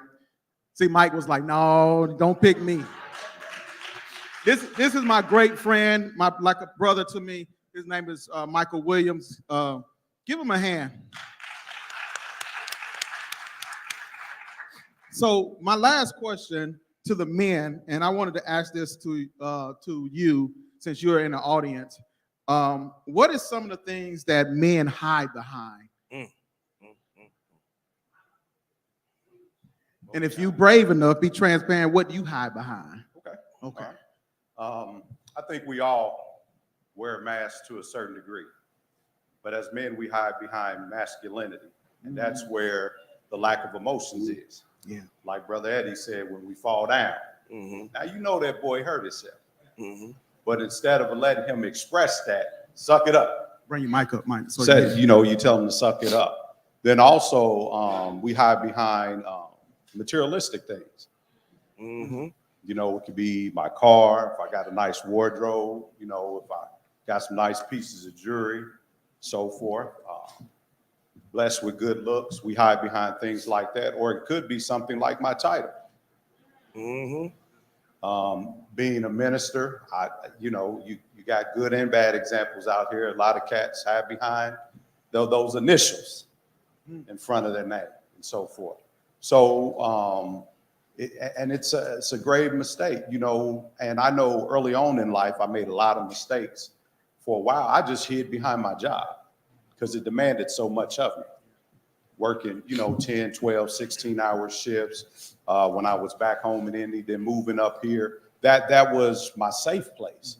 But as God began to work on me, he showed me that I only blessed you with this job so you could grow in a relationship with me.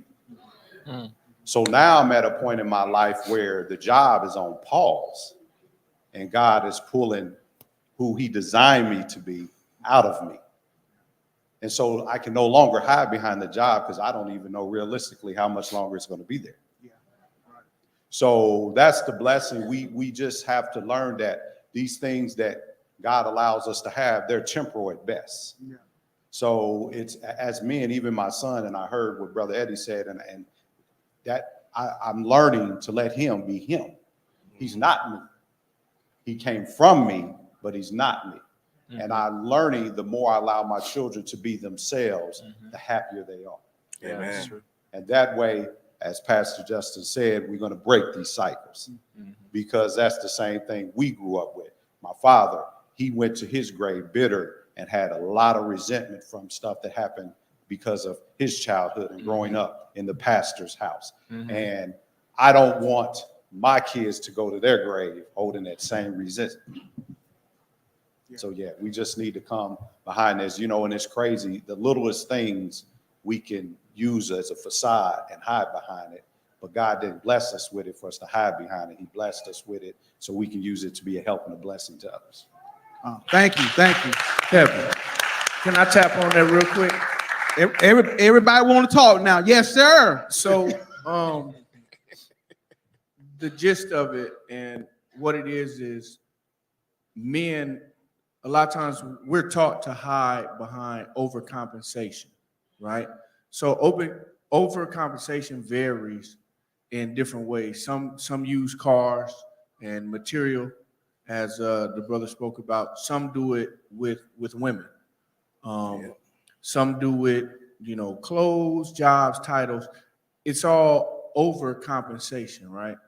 But this overcompensation comes from roles we are taught to have. Now, let me scoot over a little bit. Some might get thrown at me.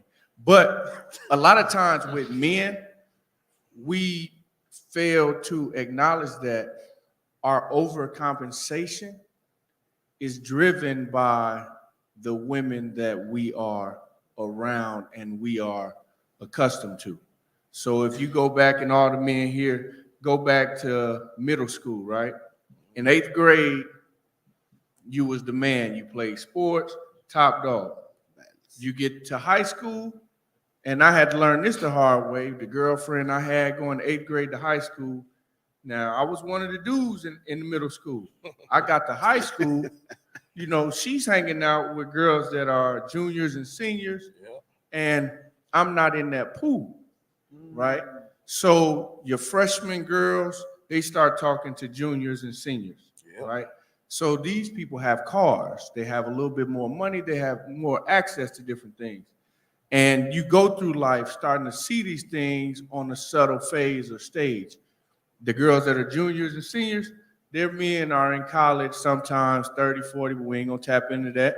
But these are the things, right? So you're no longer who you're supposed to be. So now you start trying to figure out ways to overcompensate for that. So what you see is I gotta be the man, I gotta have this, I gotta have that, and you can't express your feelings or really how you feel, you know, because a lot of our women are subconsciously taught, be with somebody that can do X, Y, and Z, because their role is to take care of you. Their role is to do this and do that. So as a whole, it's not just for males, and I'm learning this even being as a father, and we've all touched on it, that being vulnerable, right, with your son. Because like I would tell my son, he start crying, boy, you better get up, man. We straight, shake it off. You dead? Okay, we good then. She would tell me, let that boy cry. And in my head, I'm like, man, I ain't raising no, you know, but it's balance. We have to learn how to not overcompensate and really be emotional, because we exchange life roles for emotion when that's not the same. Thank you. Thank you. Wow. Our men getting deep up here. So right before the women start to rejoin you guys, I will say this, and Justin touched on it. If change is inevitable, change will happen. It should happen. It's healthy for it to happen. You shouldn't still be your 17-year-old self. Yeah. If you are 35, you still should not behave like you're 20. Yeah. And if you have someone you're responsible for, a significant other or kids, you should not be behaving as you're 16. Growth is okay. Change is okay. If you are in a relationship or you're around friends and they say, man, I ain't never changed, I'm still the same, that's a problem. Yeah, that's true. That is a problem. Everybody must change. We're here to change. So you have to look within yourself and ask yourself what kind of change you want to do, though. Do you want to change for the worse, or do you want to be positive with it? Ask yourself what kind of change that you actually have to do. And don't look for everyone else to help you change. Change yourself. When you start to invest in others and invest in their attention, and you don't invest in yourself, that's a problem. When you're coming into a relationship with anyone, it's your responsibility to change yourself. So why am I saying that? Because so many times we come into this thing looking for the other person to make them happy. Now, I know a lot of you like, man, I married her because she made me happy. You married her for the wrong reason. You should go in this thing happy. Yeah. They should enhance, not establish. Yeah. Mm-hmm. All right. In order for you to be in a healthy relationship, you have to turn inward.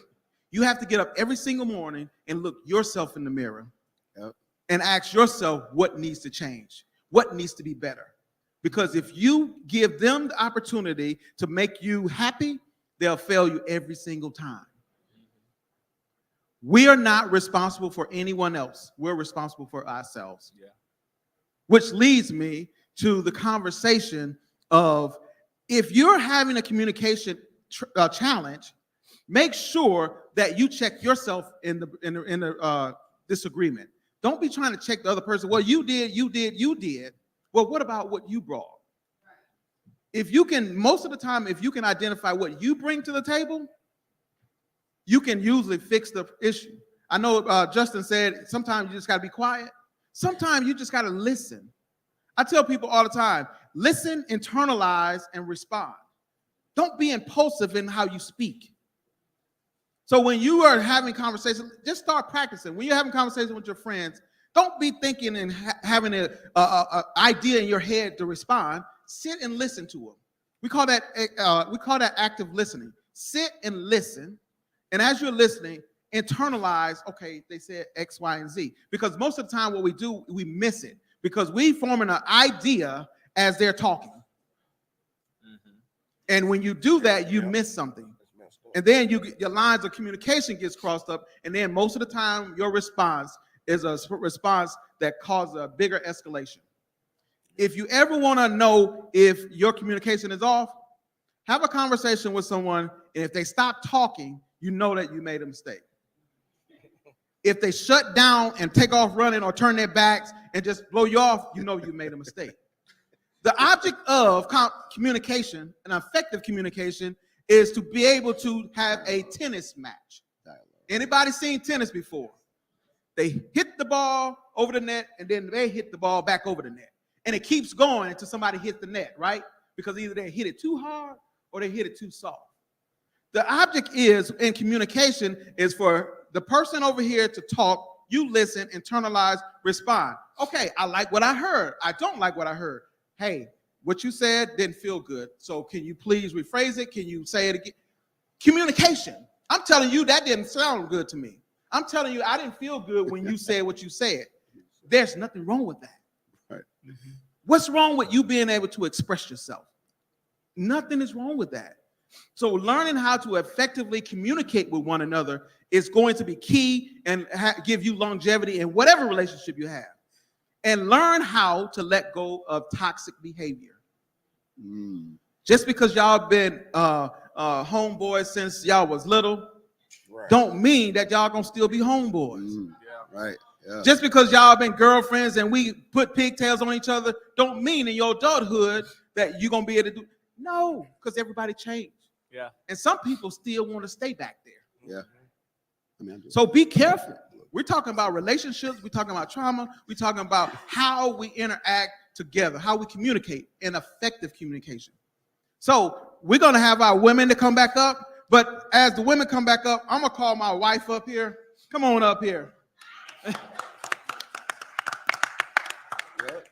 Y'all, if y'all could, she could tell y'all some stories about us. I could tell y'all. Because, man. I could tell y'all. So if you don't know, this is my wife, Tina. What's up, Tina? We've been together for 27 years, July. And we'll be married 26 years in October. Y'all know how y'all say women keep up with the dates and times and stuff like that? I do that. I'm just letting y'all know she don't do that. So we got our couples up here, and they got to get themselves situated. He's like, I'm way down there. You want to come out with me? Okay. Put your shoes off. So we're gonna have a little fun with these couples here. You guys have heard many of the answers already from the male perspective and from the female perspective.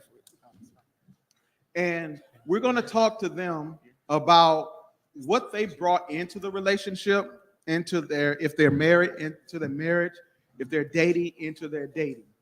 Because it's extremely important that, as I said earlier, that we identify what we bring into the relationship. So again, like I told you, the first 9 years of my marriage, I had anger issues. That was something that I brought into my marriage that affected my relationship and my communication with my wife.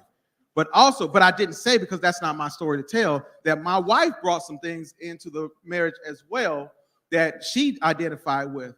So we individually had to do our own work in order to get to a place where we are now. And it took a while. You got to be patient, and you got to know that it's for you. If you don't feel that, it's easy to bail out, but it's even more rewarding to do the work. It's even more rewarding to do the work. So we're going to get into it with these couples. You want to ask the first question? Are you asking questions, Miss Thomas? Yep, she gonna help me. She got to put your glasses on. Yeah. Woo, make that bigger, bro. Make that bigger. You gotta zoom down.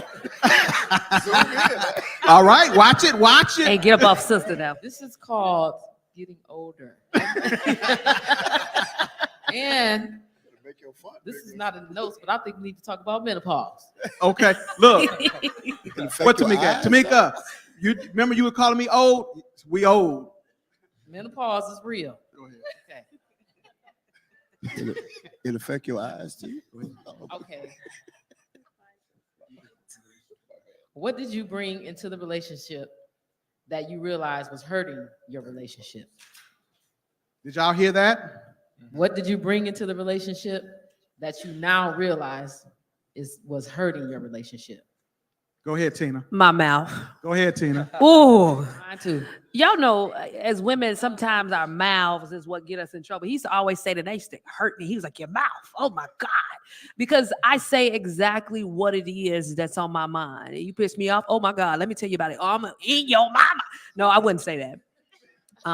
But you know, I realized what my husband was telling me when I first came in is that don't be so impulsive and say everything that's on your mind. How about you just take a moment to breathe? Meditate. When somebody piss you off, it's so easy to respond. They get all of your energy. So I brought my mouth, but also I brought my mind to the table, because with my mouth, I could say a lot, but I also give my husband mentally some things that he can do to expand. He is the man of the house. So when he's out in public, I can give him everything that I'm thinking, and he's gonna execute it. Same thing, right? So I say my mouth is one of the things I brought to my table, because I have the gift of gab, but at the same time, my husband's balance is to be able to say, Tina, make sure you control that when you're in a controlled environment, because you truly represent us as a family and also as a brand, as a mindset. I just say, baby, the sky's the limit. So I'm putting feeding everything I can into my husband to understand when he walk out there, you're the vessel. You truly have power. You wear the shoes, and I truly believe that you lead our family. Can I say something to that though, Tina? And this is what I want to say, is that in order for you to be able to do that though, he had to be that for you, right? Oh yeah, I had to vet my husband. I didn't spend time. I saw the physical aspect. He was fine as wine. Oh, chocolate thunder. When I met my husband, I said, "Ooh, is he talking to me?" Oh yes, baby.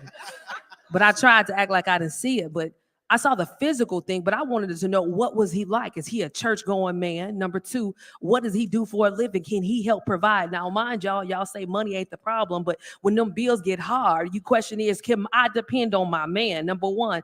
Three, what is he like with his kids? Because if he ain't right with his kids and the kids is not a part of his life, then he can't be right with me and my son. So that time that I was dating him, I was vetting him. I wanted to see him for who he was when he thought I wasn't looking. And when I realized that he was attached to the community, as you guys see, I'm attached to my community, and I'm a true believer in my community. When I realized I was with a man that had the same mindset as me, but truly can actually add value to my life, I said, ooh, I'm winning. I'm rich. Not rich monetarily, rich with feeling, rich with spirituality. That I knew that whoever I married, if that was going to be the man that I marry, I'm going to be rich for life. And so I say, my husband's not here, but guess what? I'm going to carry the throne as Alexander. Okay. And honestly, I walk with confidence because my husband has put that in me, fluffy and all. Come on, sis, with the chicken. Let's go. With the chicken. Who got chicken? I like chicken. Go ahead, Fluffy. Okay, Tina. Anybody else want to tackle that question? Go ahead. I'm just gonna copy and paste her whole thing. Go ahead. Mouth and mind. And a lot of women struggle with their mouth and how they respond. But what I will say is that when you use your mouth and your mind, essentially when you're using your mouth as you just pull it out of there. Okay. When you're using your mouth, you're usually trying to enhance them, but you just don't do it in the right way. Mhm. And so when they don't receive it, then that's when Peter Popoff comes out, right? So, it's pop up. So it's interesting that she says mouth, because he usually says those words, "Whoo, your mouth." Like that's exactly the words he says, right? But I like how she spin that too with the mind, because you do have an added value when you can take something that they have or a vision and you can grow that to the Eiffel Tower if you really wanted to, right? So you need the mouth, but my mom used to always say something to me. She was like, "You're really smart. She said, but you're gonna have to learn how to use that mouth. And so as an adult now, I'm learning, and even with my girls, some of them is a little sassy, and we be talking about it at the house. I don't want to take that away from them because they're going to need that to grow. And they're going to need that to be successful, but they need to know how to use it. So I think that both of those are amazing qualities, but you just need to learn how to use the mouth to build people up opposed to tearing them down. Okay. Thank you. Go ahead. Go ahead. Okay. So coming into this relationship, I was operating in my masculinity because it seems like my past relationships, that's what I had to be, is masculine, and I had to take over, and I was a leader. And I had to realize, I have to let this man take over. Like, this is becoming draining, and so God has helped me with that also. But that's what I brought into, and combativeness, just being combative, because that's what I've always operated in. And so that's what I brought in, but I'm better. Thank the Lord. Well, thank you, Winner. Yes. I will say this before I switch to the guys with that, is that men don't want hard women. We don't want women that jump out of the truck before we jump out of the truck. Yeah. I'm just saying. I don't know. I want to. Oh no, maybe. I don't know. I want a soft place to land. I don't want you out there fighting.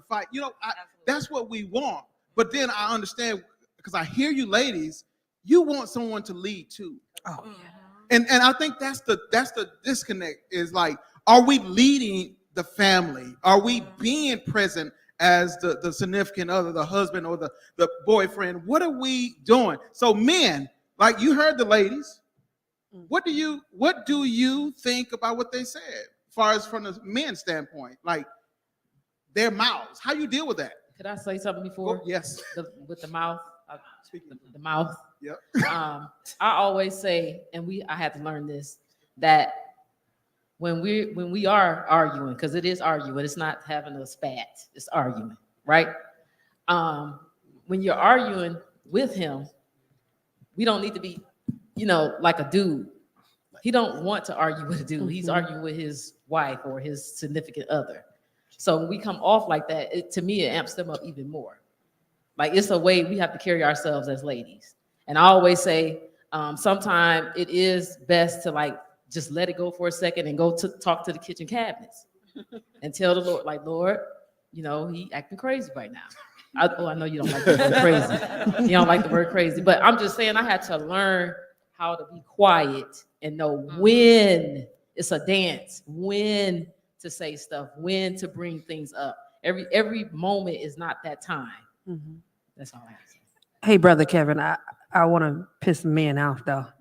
Go ahead. We always say, why does, women operate in their masculinity? It's truly because we haven't found someone that's going to allow us to be feminine. When you have to be the mother, the sole provider, the one that carries everything on their back. My husband told me, real quick, I'll tell you a story. When I first met my husband, I would mow my own grass. I was Miss Parker. Yes, I was.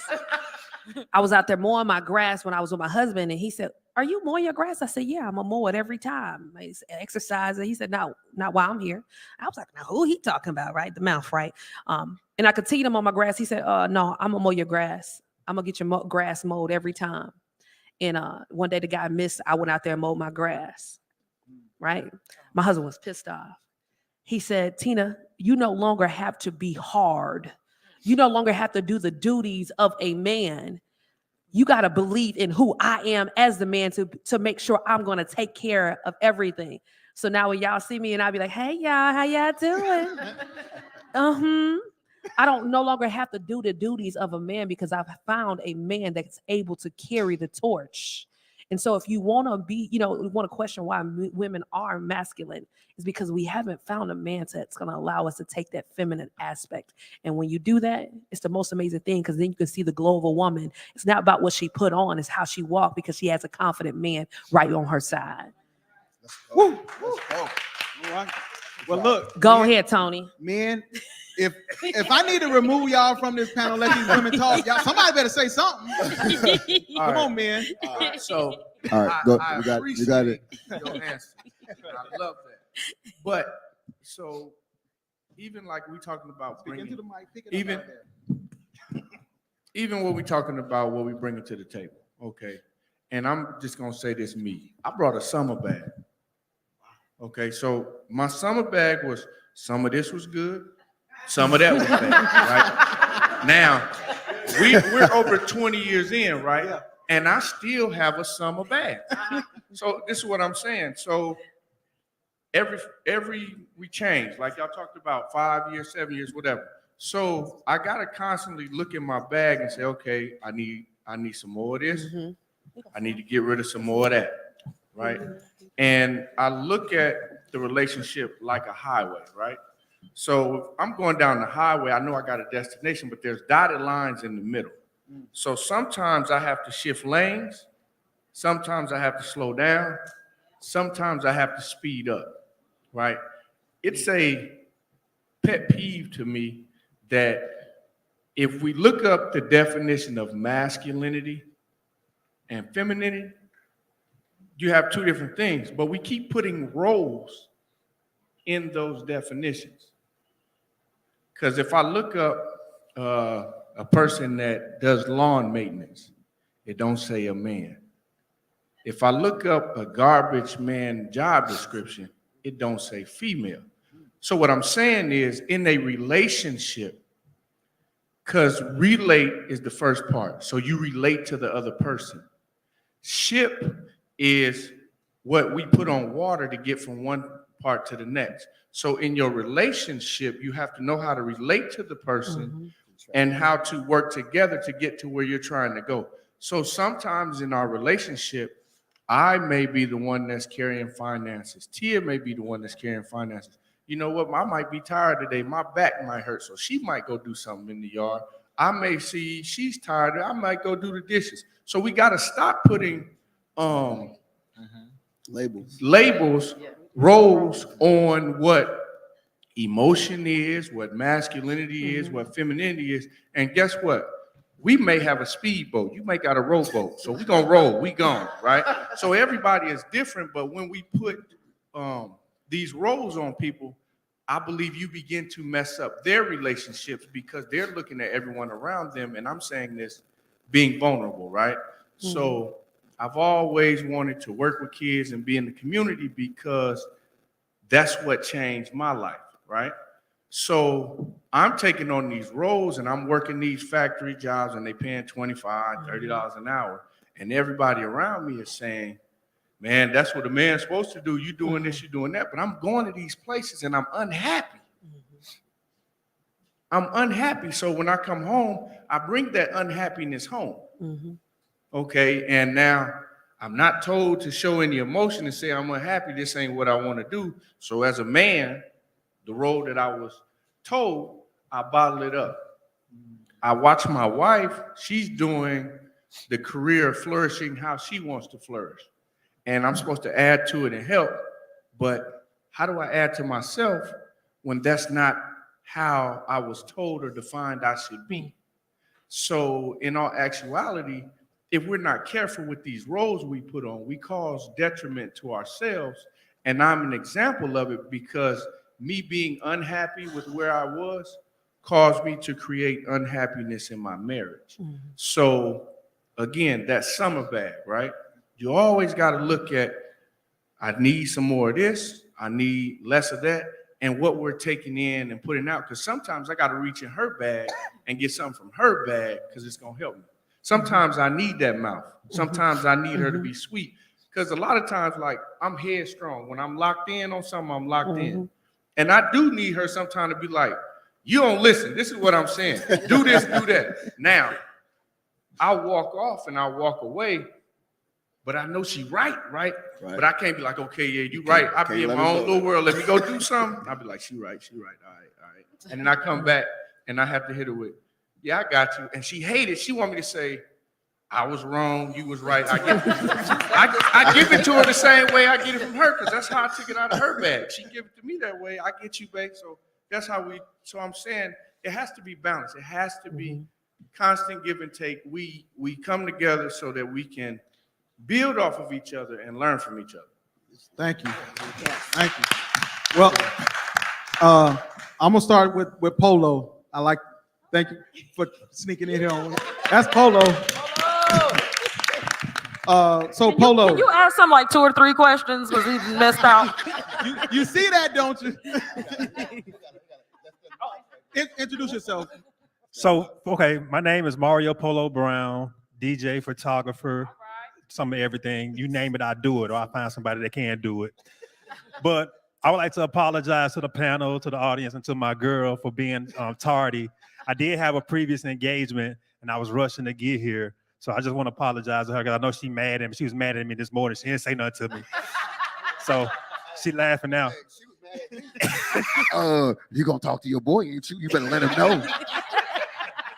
Yes, I will. I got him. I will. I'll have a conversation with him. Well, this next question is to you, Polo, and you can start this.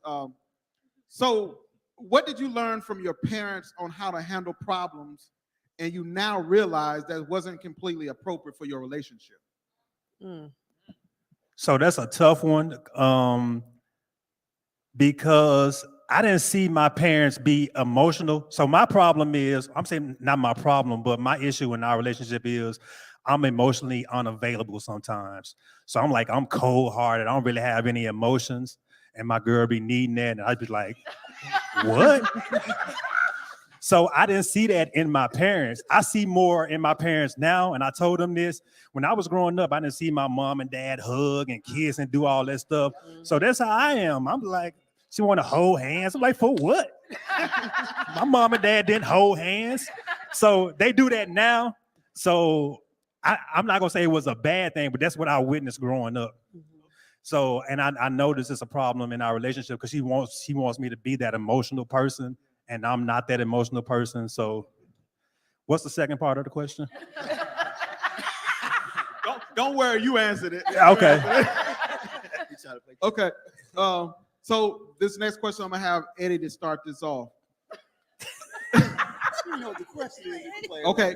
So Eddie, do you recognize when your partner isn't themselves, and how do you address it?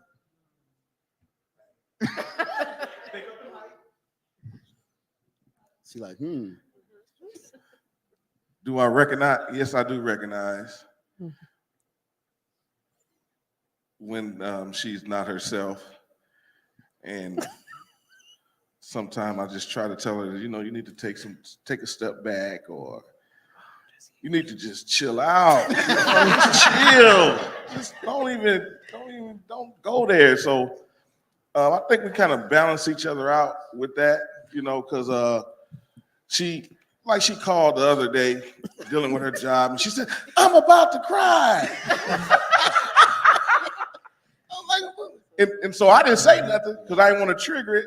So I was quiet, and I was like, yo, don't even worry about it. You'll be all right. And so that's my way of trying to, I don't want to escalate the situation. And, in my mind, I'm like, she needs to just get over this. This is your job. This is what you signed up for, So I think we balance each other out. But for her to just get it out to me, because she know I'm gonna respond the way I'm gonna respond, for her to just to get it out to me and me not to just panic with it, I think it gives some comfort. And then she's like, okay, I'll talk to you later.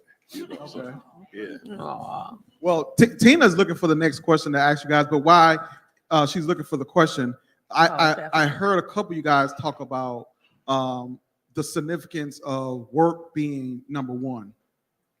Like, where did that come from? That mindset of work then family rather than family, work, and so on. Where did that come from? Anybody? Go ahead. So everybody know I work a lot, but my father works a lot. My father worked a lot. He's retired now, but he worked regular time, overtime, double time, and he provided for the family. So I didn't see him often because he worked a different shift when we weren't in school, but I appreciated the work that he was doing. He provided us. And one thing that's stuck with me is I'm gonna always provide you with what you need. So that's what my father told us. So whatever we needed growing up, we had, and my father provided that. So And that's how I am. Like anything my loved ones need, my friends need, I help provide that. So that's why I work so much. But I also try to provide that balance. So that's why you see us taking trips out of town and out the country. So it's that balance. Well, I work hard and I play hard. I would say too, I think it's natural. If we just took 5 seconds to think about who we are, the first thing we would probably all say in the room is what our job or title is. Even how you had us introduce ourselves was based off our work. And I think Minister Williams said it too. I'm guilty too. I don't know that we know ourselves or have an identity besides our title.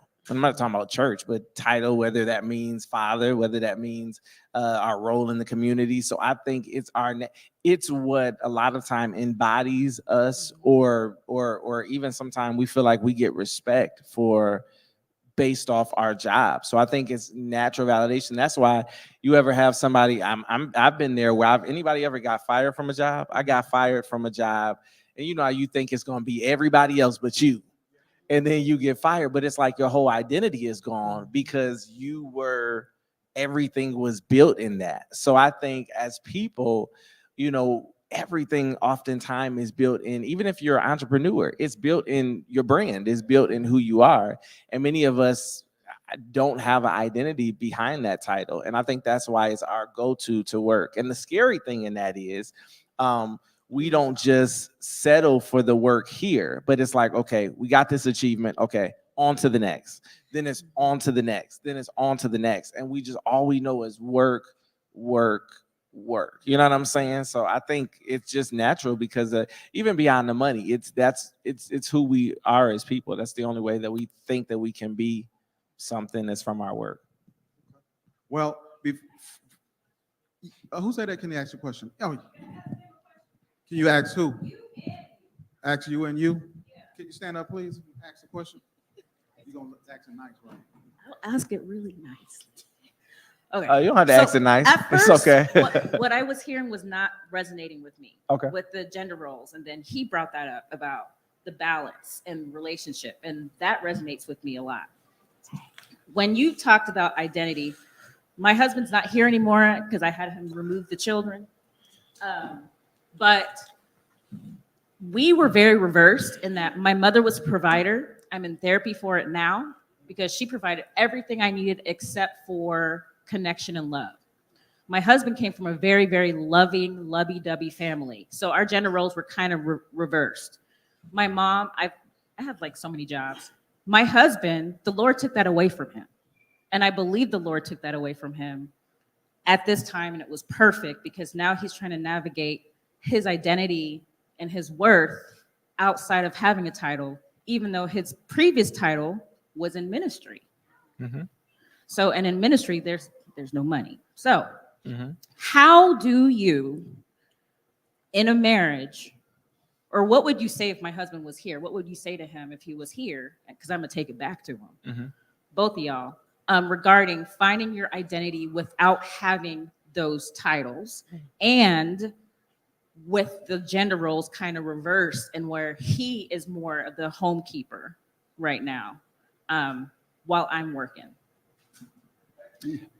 Well, I'll say, okay, so I can say this. Okay.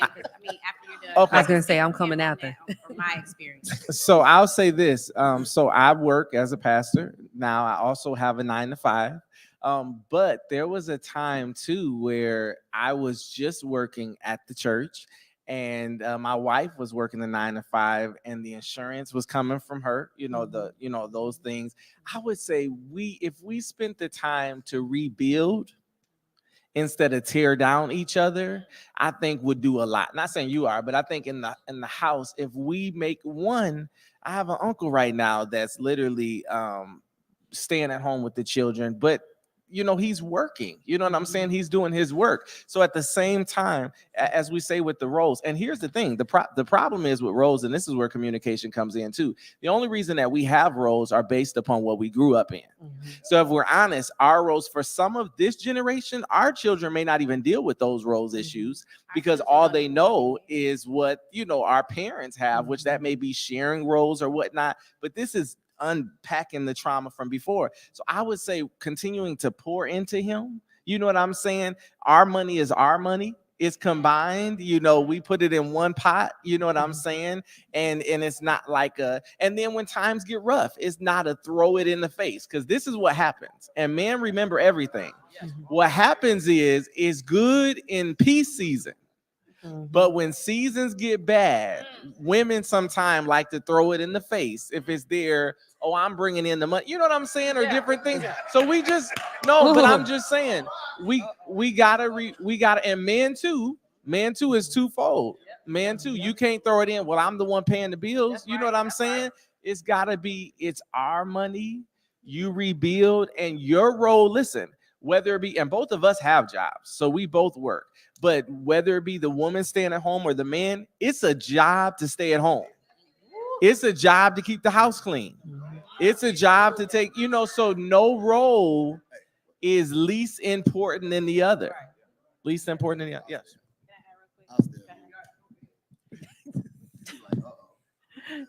No, I want to say absolutely right. And here's the other thing. It's when you are in a season where you're the other person.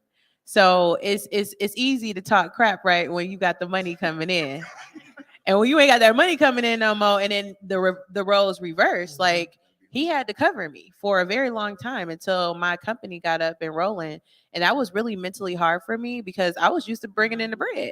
I mean, I was bringing in some good bread, Tony, wasn't I? Period. Right? So for me, that was hard, right? But I then realized I was able to understand how he felt. And then the empathy kicked in, right? Because it's like, dang, this don't feel good, And I could have went and got another 9 to 5, but I had a different calling, right? And so I wanted to ride that wave out and see that wave go all the way to what I felt God was telling me to do. So what it actually did for me is it gave me a sense of grace. And so even when he wakes up and he goes to his 9 to 5 now, I'm like, thank you, because I was able to grow something. But that was a season that was very difficult, like on his end and then on mine. So we both had to experience the same exact season at different times, which is kind of what Tony was saying about how at different times you're going to go through where one person is the breadwinner and then one person is not. Then you both may be working. Then it may keep going back and forth. And so I agree. Encourage him along the way that it's either that or he going to pay for childcare, and childcare ain't no joke. So if he going to pay for childcare, that ain't free. That's you saving us money in our home so that we have more time. That's you providing a life for our kids. That's the identity. That's giving them not having to worry if they're being harmed or psychologically not safe. Like, that is a big role. And anybody that can do that, that's why I respect stay-at-home moms. And now we have stay-at-home dads. It's not a gender role anymore. That is a blessing. And if he understands the blessing and his sacrifice, there's going to come a time where he may get another church and another role, but your kids will be psychologically safe enough to handle the next journey in the role, because we're both in ministry and it is not easy. And I came from a family where it was nothing but ministry as a pastor's child. And I can tell you there's many days where I had to sit and sacrifice for everyone else around me and not receive that attention that I felt like I deserved or be important to the way that I deserved. And so in this season, he should know that his sacrifice is important and his kids deserve that. And so when he does go into his next journey, they will be whole. Thank you. We're gonna go to Tia, and then we're gonna hit Tina, and then we're gonna have Matt speak from a single standpoint. So just to piggyback off what everybody said, the flip side, so is it Rachel? Rebecca. Yes. A flip side perception to what Rachel was saying, though, when Rebecca. I'm sorry, Rebecca. And nice to meet you. So when Tony came home, he spoke a little bit of it. When he came home, he's like, look, I'm not going back to that job. I'm not going to the factory. And I'm going to school. So the first thing I heard was, you ain't finna be bringing in no money. Like, that's it. Who finna pay your part? Who's, like, my brain went instantly to cash register. But I also had to humble myself and not be selfish on the strength of me just thinking about my responsibility and the weight that it would put on me. I had to see that he was truly unhappy. So at any point, given this transition that you and your husband are in, if he expresses any unhappiness, if he shows that he's unhappy and not like himself, it may be worth it to put the kids in daycare. And it may be worth it that he's on the outside being fulfilled himself, because at the end of the day, we have two individual walks as couples. We're walking individually, but we're doing it together simultaneously. So the moment he expresses he is unhappy, you have to let him go and be fulfilled on his end, because yet it's his side of the garden that he has to tend to. You see what I mean? And so when we went years ago to marriage counseling, and our therapist, Pastor Bob at City First, hopefully he's still there, but he said the relationship is a garden.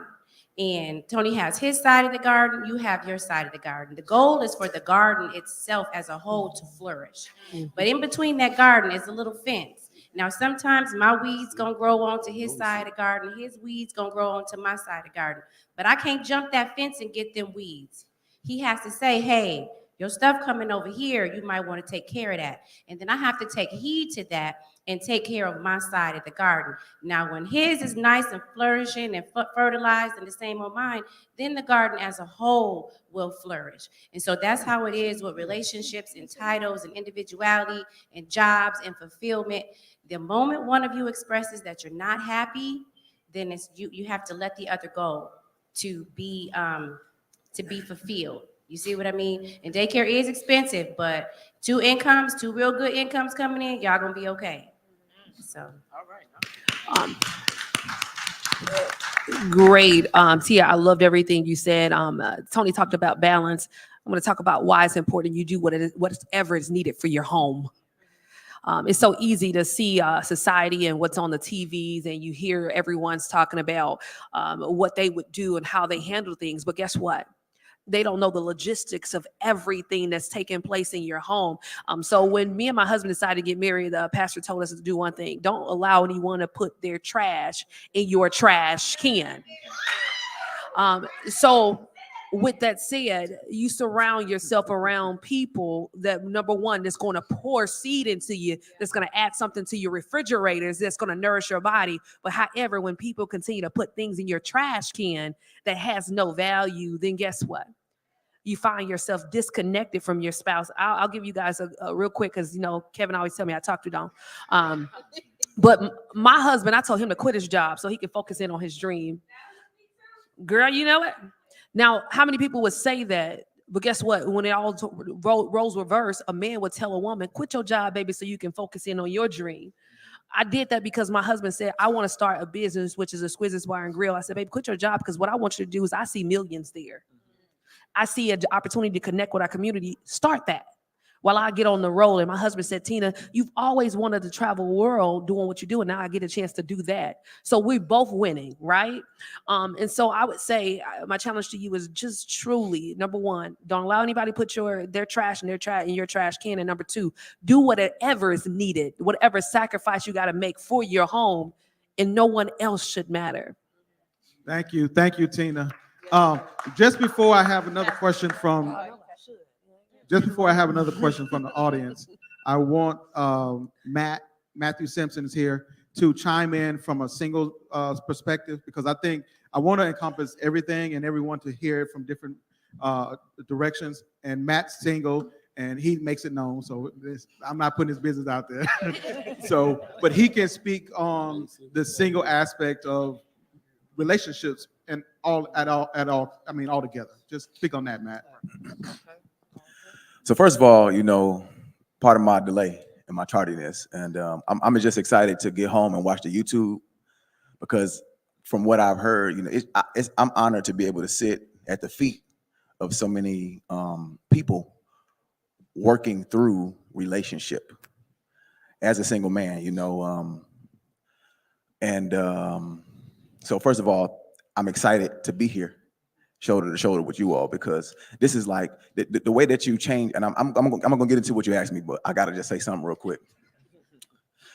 The way that you change a culture, as I understand it, is you don't change it, you grow it.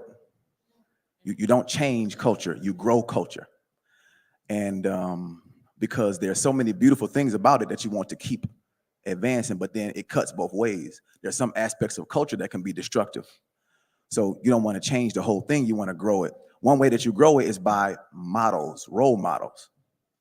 And what I see is, obviously nobody's perfect, but we need to be able to see in our community that there are models of relationship, models of people fighting for their families. You know what I mean? So I feel honored to be here and learn today as well. But I would say, as a single man, first of all, I believe in discretion.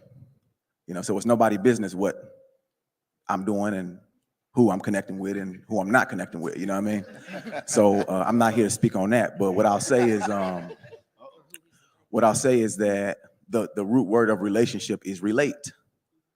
How do you relate? So you have to find things that you can relate to a person around to build a relationship. And you want those things to be healthy, in my opinion. You want to be able to relate to a person around healthy foundational principles.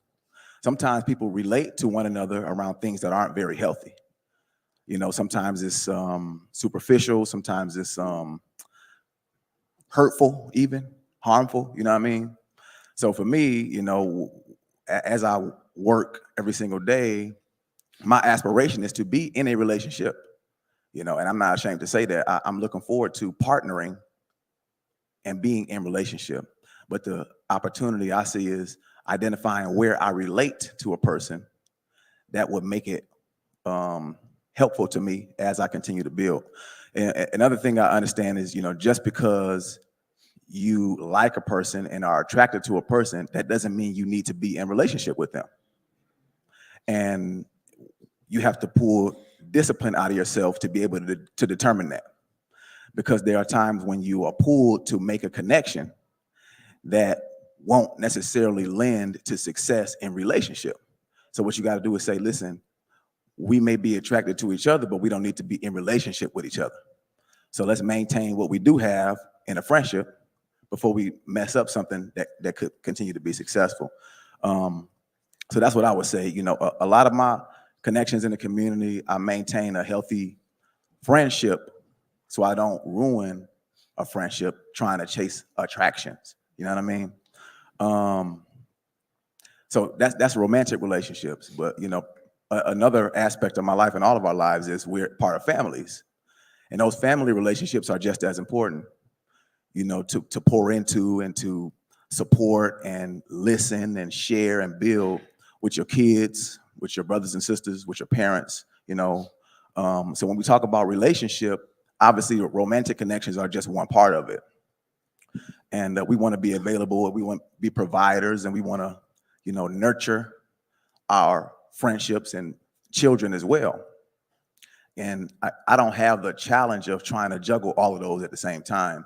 So those are things I like to hear people in relationship talk about too. How do you maintain a romantic relationship as well as a familial relationship? I think that sometimes my family commitments get in the way of my opportunities to build relationship on a romantic side. So for me, that's one thing I like to hear from people and learn how to make an adjustment so there's room for a partner in my life, because I don't think I always make room for that. And I love what Kevin has done with Mentality Unchained, because it has allowed for our people to consider our mental health. And these platforms that you build allow for us to really go where we are and where we aren't in terms of our mental health. And it's not stigmatized, and the family should be supporting our mental health, as I understand it. It shouldn't be destroying our mental health. So at a certain point, you're going to have to start identifying those lines and those boundaries, like we talked about the garden. So that on your trash can, and figuring out where your lines are and what is supporting your mental health as it relates to relationship and family, and what can be destroying it. So that's what I would say. Not to belabor the point, but yes, that's what I would say. Thank you very much. Thank you. So So we got another question right here, and we got to recognize this is our school board president, Denise. Come on now, look, she don't act like that. Tell your business. Tell your business. I just wanted to come to a workshop. I think it was Miss Tina that was speaking earlier when you were talking about mowing your grass. So it's amazing how you get different takeaways. So what I heard was independence. And I didn't really focus on any roles, but you know, it sounded like you had to make it happen. You had to do what you had to do. You was independent and you did that. And so being an independent individual, I don't feel like I've ever been masculine, although I was raised by my dad. My parents divorced and I chose to stay with my dad because I didn't want to switch schools. It was a lot that I didn't want to do. So I chose to stay with my dad. But I remember someone sent me some flowers. And oh my gosh, I think I told it was a hot topic of conversation. And my dad told me to shut up. Like, why are you so excited about these flowers? You can buy your own self some flowers. Get excited about something that you can't do for yourself. And so, but I think that I grew, that caused that independence stronger, created that stronger sense of independency. And then I shifted like, well, I can do that. Do it all over. Yeah, I can do that, or I can do this, or I can buy a house, or I can buy, so it really interferes drastically when you are in a relationship and trying to build when things have been downloaded in you and you function at that level. I love what you said because, and that is true. It's all about independence because whoever came up with that song, Independent Woman, I promise you, I never wanted to be independent. What I always wanted was, in the Bible, it says, have a helpmate, which is my husband. And so, independent is something that I was in my day. Always say, girl, you go and get whatever it is that you want. You got the mindset, you can do it, right? And so in life, I found myself just going to get it. But I also didn't realize how important it is to have a spouse there with you that's going to get it with you. Now that feels double that feeling right there of accomplishment is something that was simply amazing now. And I've never been so fulfilled as I am now with having a husband I can go home every day to and talk to. Now, mind you, sometimes it's not easy. Because as a man, sometimes I love what you guys have all said is that internally you may be juggling some things as well. And what the good thing about it is my husband always says, baby, I'm going to tell you about my day. Just give me a minute. So how important, give me a minute. He said, give me a minute. I'm going to tell you how my day went, but just give me a minute. And it gives him a chance to decompress. So your drive home is your decompression because when you walk through that door, you walking home with your husband, your children. And what you don't want to do is bring that frustration in your door. And your child's like, oh, I don't want to talk to mama because your kids are having bad days too. Okay. Your husband is having bad days too. So my drive home, when I'm on my way home, I'm praying, I'm talking. I might be cussing some folks out, giving them the finger. I'm just being transparent because y'all know y'all do it too, right? But at the same time, by the time I walk home, I know I'm entering my door. How y'all day was? It's a chance for us to connect differently and disconnect from the world because whatever worldly that's outside of my door, they's not entering into my home. And that's very important. So those boundaries is my doorstep. And I'm coming into my home to love my family wholeheartedly. Right before my wife comes with her question. Thank you, Tina.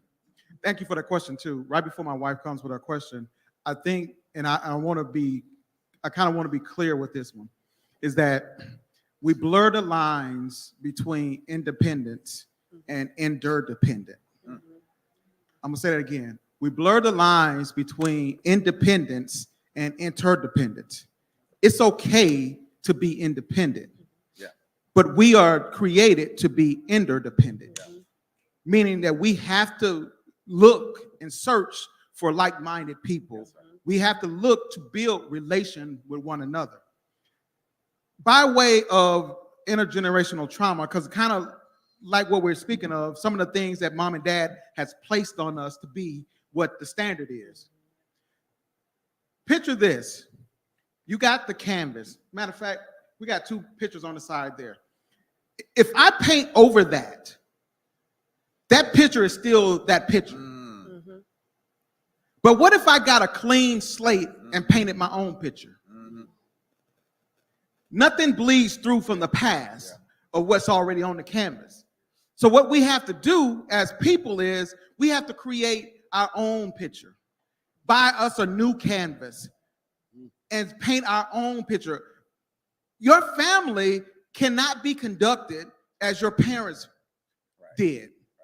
It won't work because what they did worked for them at that time. But it won't work with what you're doing now. So you have to create your own portrait. So it's time for you to put mom and dad's picture to the side. Oh, it's nice on the wall. It's great. It reminds me. Or it may not have worked for them. It might, right. So then you're gonna hide that one behind the door and put it in the basement, right? That's what I'm saying. But it's up to you, the individual, to identify where that picture goes. It cannot be the main picture that hangs in your living room, though. So what you have to do is you need to go to Hobby Lobby, get you a blank canvas. I don't care how big it is, small it is.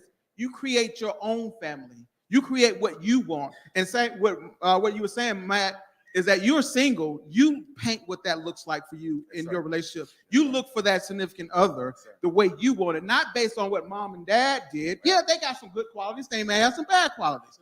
But at the end of the day, you're in control of you and what you want in your life. So make sure that you're not painting on mom and dad's portrait. Create your own. There you go. I like that.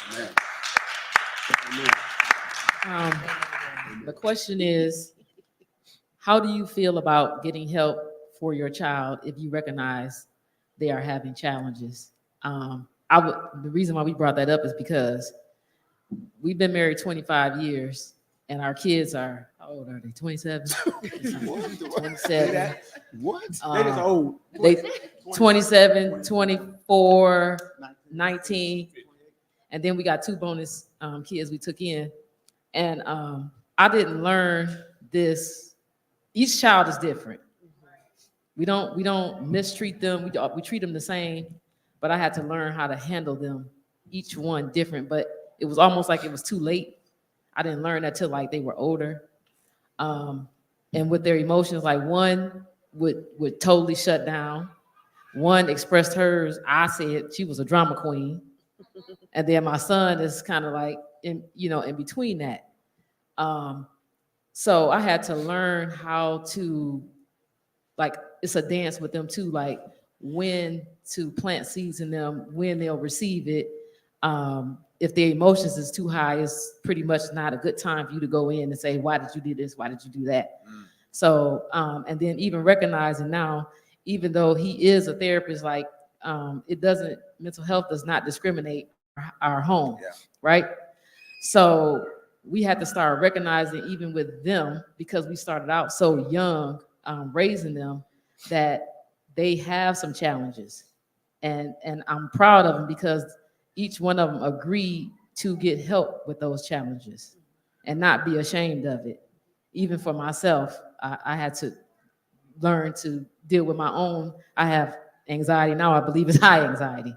But so my question is, are you open to, especially now in the time that we're in, if your child does have a challenge, are you open to getting them help?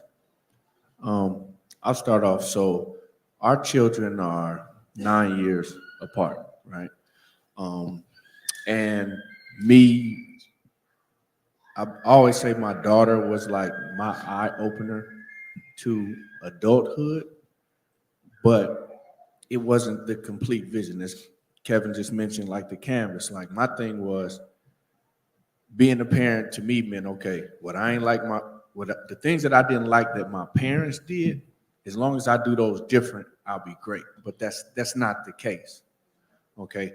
So there's things that my parents did.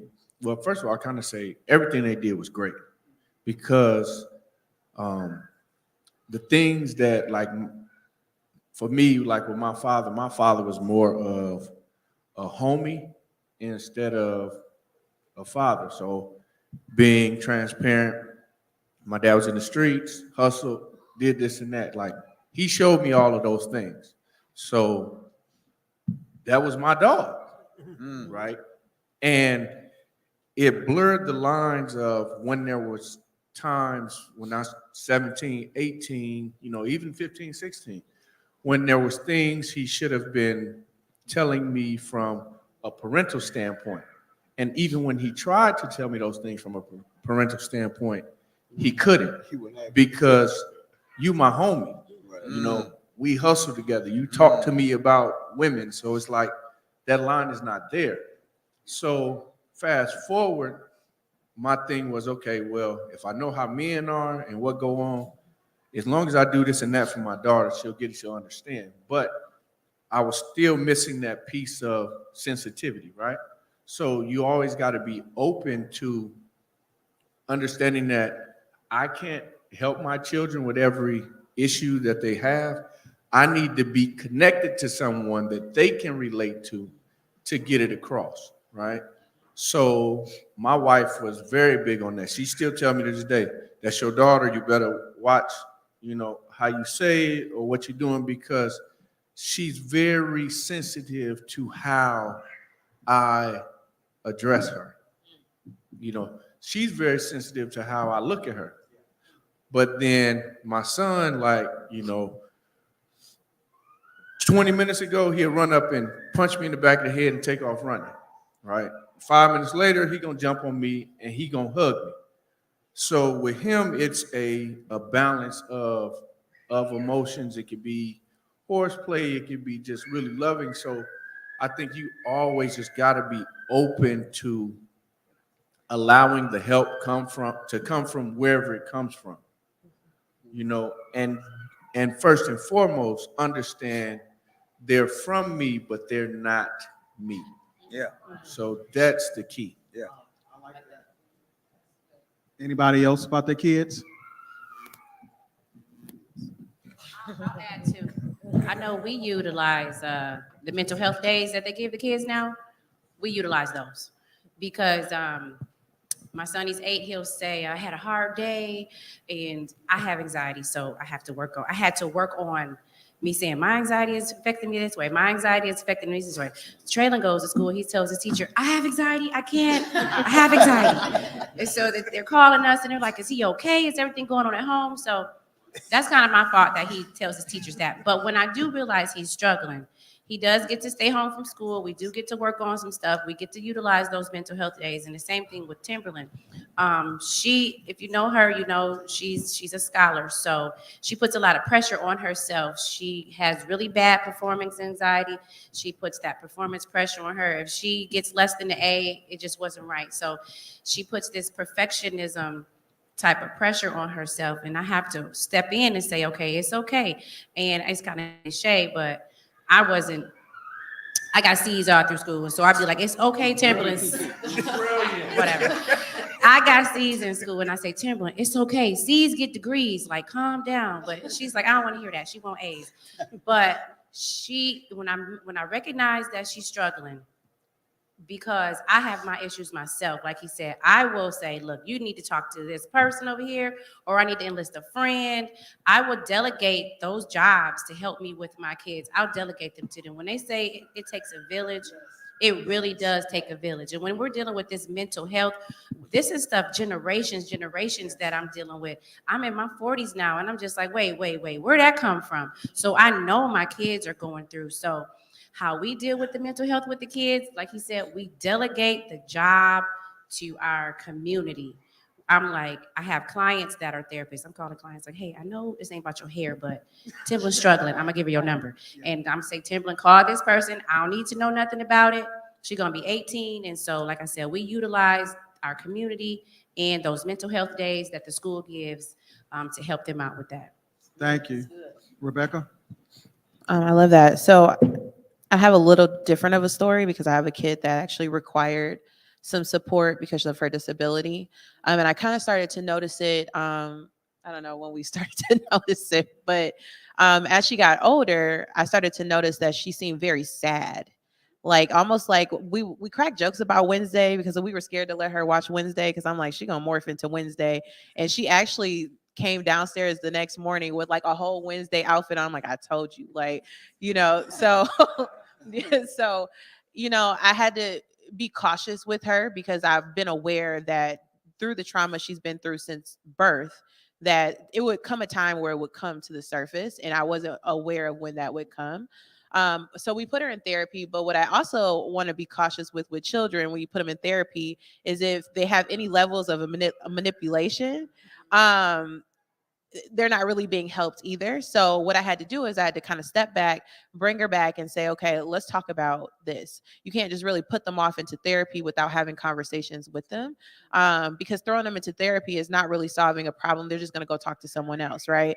But then they're maybe not be telling the whole truth and nothing but the truth, and your kids, So I had to get to the bottom of what and who she was first, and really understand like what's going on here. So once I was able to call out some of that manipulation, then like those smiles of honesty start coming through, like, yeah, you caught me, I did. So now, now we can actually have an honest conversation about the actual help that she needs. And as she has to adapt with a disability, not being able to walk and play at the playground, none of us know how, a lot of people never will know how it feels to go through what Bella has been through. And most people will never know how it feels to have someone pretty much that's walked through life with you, home nursing, have all that ripped from you, have to adapt into school, have to try to be friends with people when you can't walk. It's like all these steps, right, that we don't get.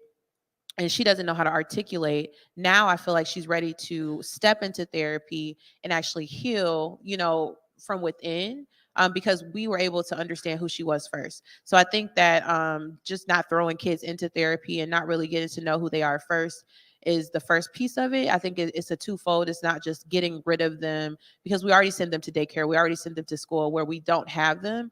And so then you're just throwing them into another person's hands without really getting to know who they are first. I would say that's step one. And then step two is when they do go to therapy, allowing them the space. Like Bella always says, I just need somebody to talk to, my own person to talk to, like not you, right? So even though I'm there, she still feels like, so she utilizes my mom, who's also, in the same field. But even somebody that doesn't have a bias at all, because my mom loves her dearly. So my mom never will believe she can do any wrong, right? So having someone that can see for face value the situation and offer critical feedback that will allow them to be accountable, I think is really, really important for them to grow healthy. So thank you. Thank you. That was good. That was good.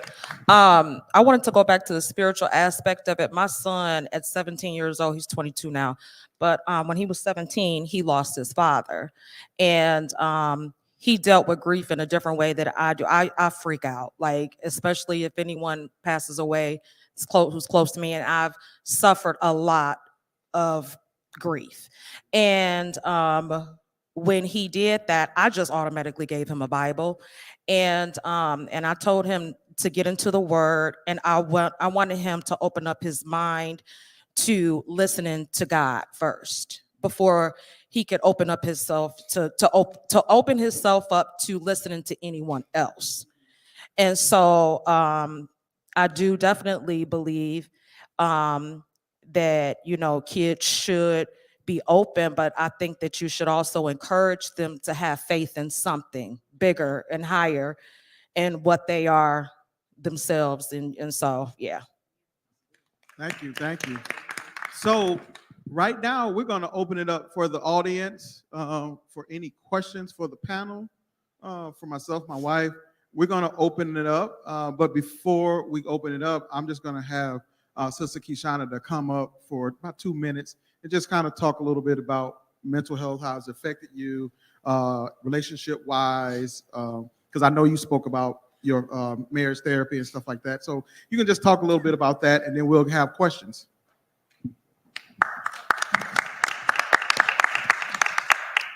You're really good for putting people on the spot, bro. That's your thing. Mental health and my marriage. So I've been married almost 17 years in August of this year. I got married young in my 20s, as some of you guys have probably. And I never considered needing marriage counseling. I always thought that marriage counseling was a person that I could go to when we were having an argument. So for me, mental health was he getting on my nerves. Let me go talk to our pastor, so then our pastor can explain to me why he getting on my nerves, and then we can move on. And it wasn't until about a year and a half ago, to be transparent, I had gotten to a point where I was like done. Like I don't want to be here no more. I'm tired of this. I'm tired of arguing. I'm just tired of it. And instead of leaving my marriage, right, because for better, for worse, sickness, health, till death do us part. So divorce is not an option. I came into my marriage, divorce wasn't an option. And therefore, I can't get to this point where I'm sick and tired of being sick and tired, and then I fall into that being an option. So what can I do? And so I sought out a therapist. I sought out a therapist that I could talk to so that I could deal with Keyshanda's mental health. And then at the same time, I also asked my husband to join me. And it's been a lifesaver. It's been a marriage saver. It's been an eye opener. So we've been consistently going and at this point it's virtual. Y'all know how we do. We do everything on Zoom now in 2023. So we've been consistently showing up every week, and I look forward to the sessions with our therapist, not because I want to bash him or vent to whatever issues we were having that week, but so that I can have somebody that can be objective in talking to us as a couple about what we can do to communicate better, about what I can do to be a better Keyshanda, what I can do to be a better wife, to be a better helpmeet. And so mental health and marriage counseling in particular, like I said, has been a lifesaver and a marriage saver. And I think that is something that all married couples, honestly, married or not, actually, I think I would encourage everybody to just have an ongoing mental health counselor, have an ongoing marriage counselor. My husband, I don't know if he here yet. Oh, he is up there. I just had a conversation with our therapist recently, and I just came to this epiphany. Like, I'm just at this point where, again, I don't look forward to going to therapy because I want to talk about the problems. I look forward to the solutions that we come up with in marriage counseling. And yeah, so I don't know if you have anything to add to that, Brother Henry. You don't?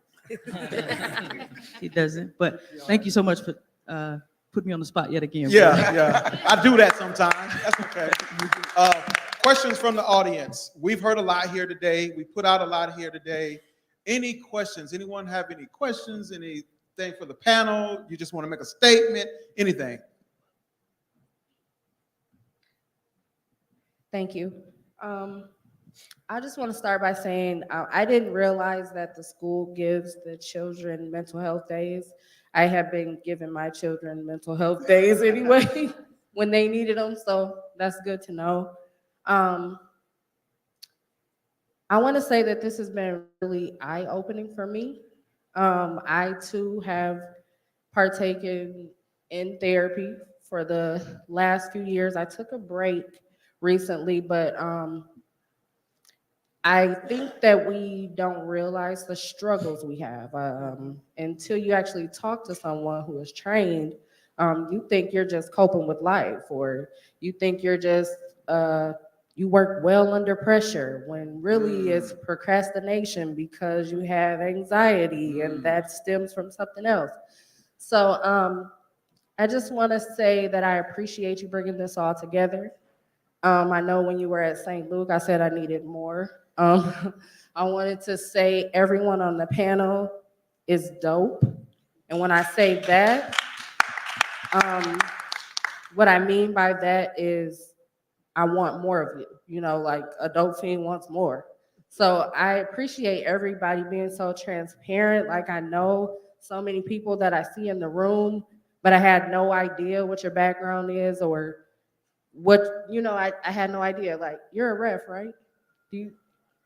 I had no idea that you have like a school or you are into therapy or anything. I take classes with her, had no idea she was a clinician. So I just want to say that I appreciate you even putting this all together because it's just amazing. And I hope that if you do it again, more people come because we very much need it. Thank you. Thank you. Anybody got a question? Anybody else? Oh, you got one? Come on down. Come on down.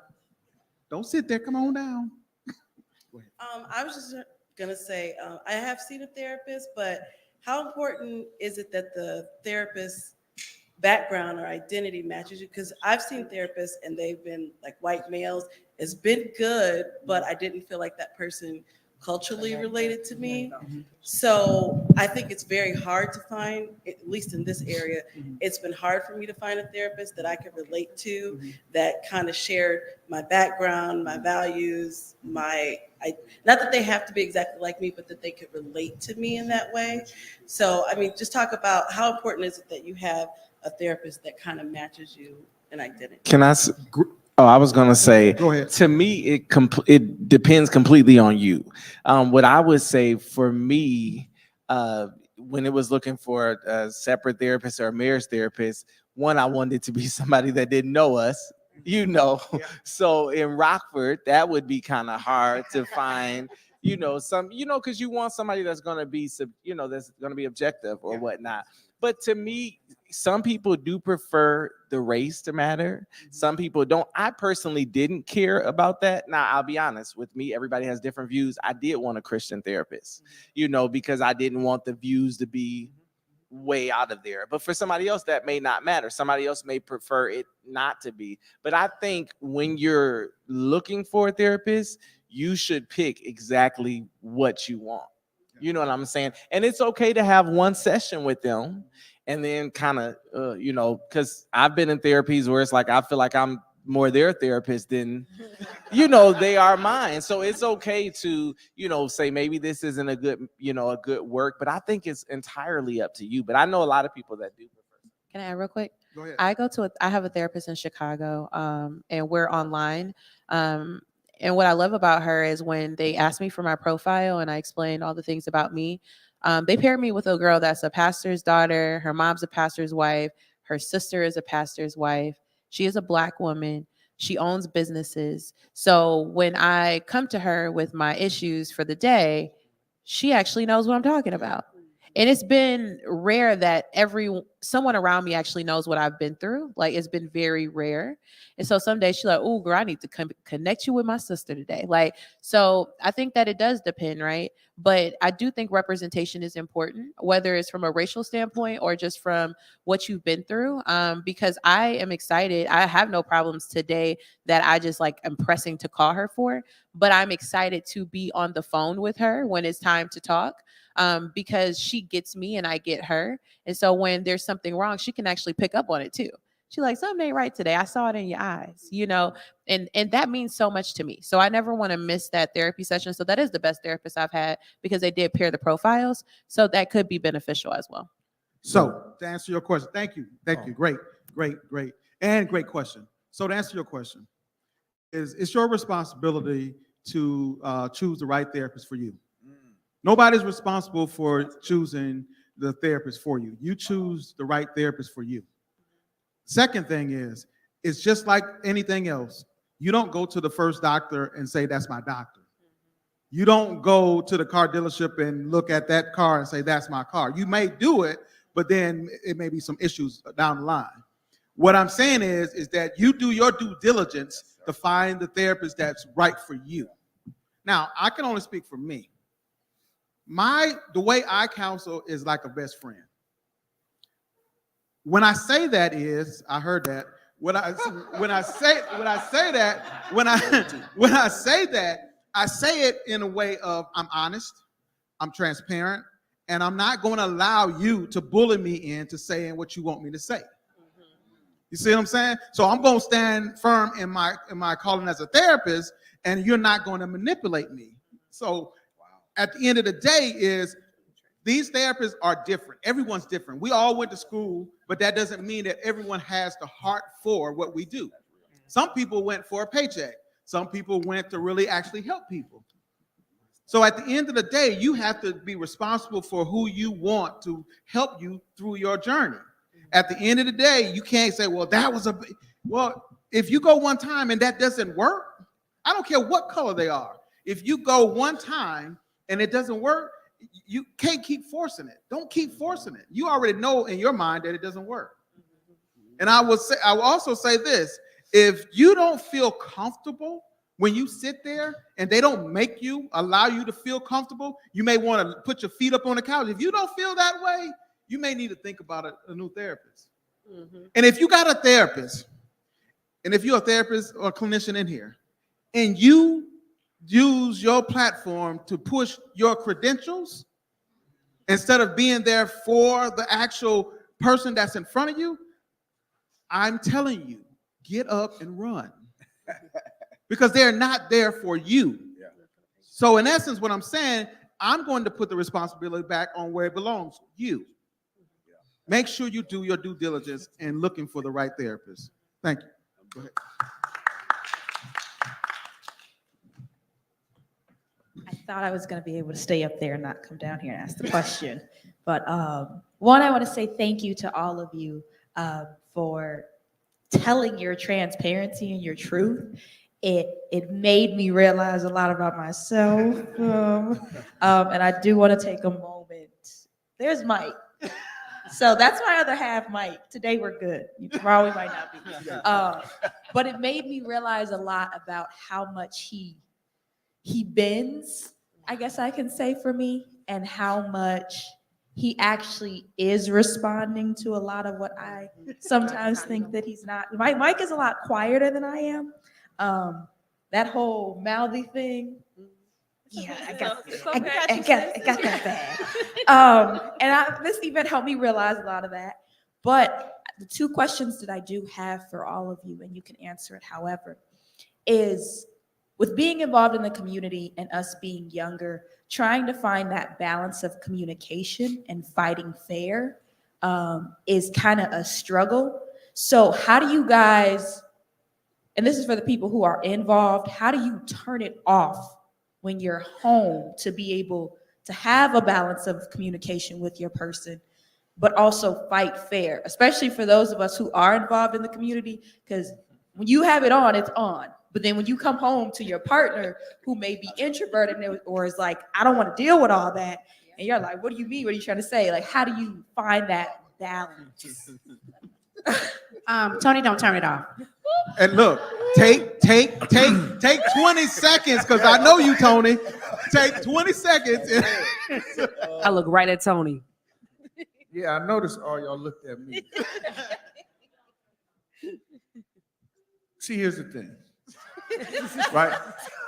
No, we gotta be honest, right? Go ahead. So my wife says I don't turn it off, right? But if I turn it off, it's not me, right? But I'm just answering from the perspective or the way I think. Okay, so if you know me at heart, the nature of me is to see our community do better and be better. So the nature of me at heart at home is to see my home do better and be better, right? And it's like, you can't ask me to respond to you differently compared to a way I would respond to someone else differently. Now I get it. Like, if you want me to answer something for you, sometimes you may want me to answer it in a way where you comfortable and you can accept it, be like, okay, that's the answer, and move on. But as Kevin said, from a best friend standpoint, I just gotta be honest with you about that. So I think that's where we differ, where sometimes when we're not getting the answer how we want to receive it, now we're saying that I ain't them people, in the street. How does she respond? How do you turn it off? I'm saying there's no turn off. So he's saying there ain't no turn off. You know what? There's no turn off. If a person is genuinely being them, you can only genuinely be you. You can't ask me to change. Well, I tell you what. And I tell agree you with what, him. Wait. I agree with him. Oh, go ahead. Go ahead. That ain't necessarily wrong, but go ahead. I think also another piece to think about is when we think of love, we think of it to be selfless. So it's removing self, right? And so as you learn your partner, part of what you're learning is how they tick, how they operate.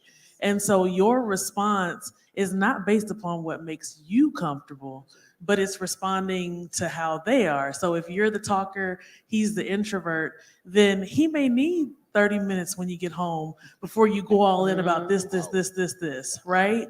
And I think that takes time to be able to develop it. And just like Eddie was saying earlier, sometimes I get, especially with work stuff, I'm like, let me tell you what happened. And he's sitting there and he's watching basketball or football or whatever. I'm like, you're not even listening to me. Like, what are we talking about here? And he's like, babe, I just need 1 minute. And so I'm like, okay, I'll be back. So, go do something else. But I mean, that if it were my way, like, let me go all in and let me tell you all this stuff. But he needs a minute to be able to kind of debrief from his day and to relax and all that. And I think as we learn each other more, we recognize that part of what we're giving to the other person is learning how to be that to them and not just what is good for us. And if I can say too, that's true, because a lot of people wouldn't know. She knows I'm an introvert. I mean, for what I have to do, I love people, I love speaking or whatever, but I don't like going places. She's the one that wants to go out and talk to everybody. When this is over, I want to leave.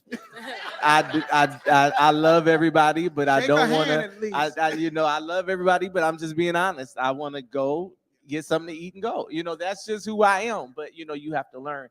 As far as turning things off, though, I agree with Tony. I don't think there's an off switch for me. I think it's just who we are. However, though, I think, and it's not something that I've mastered, but I'm trying to learn balance.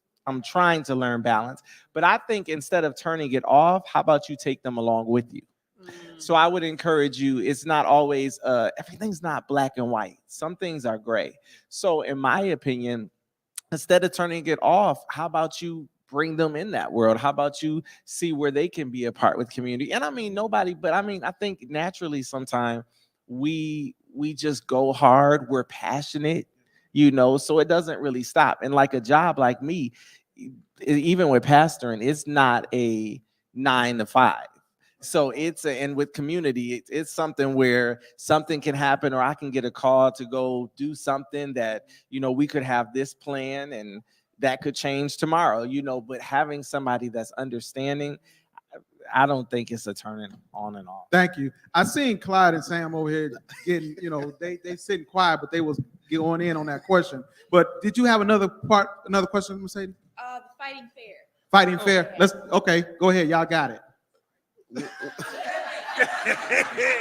She said, I like put you on spot. There you go. Y'all got it. Fighting fair. What's your question pertaining to fighting fair?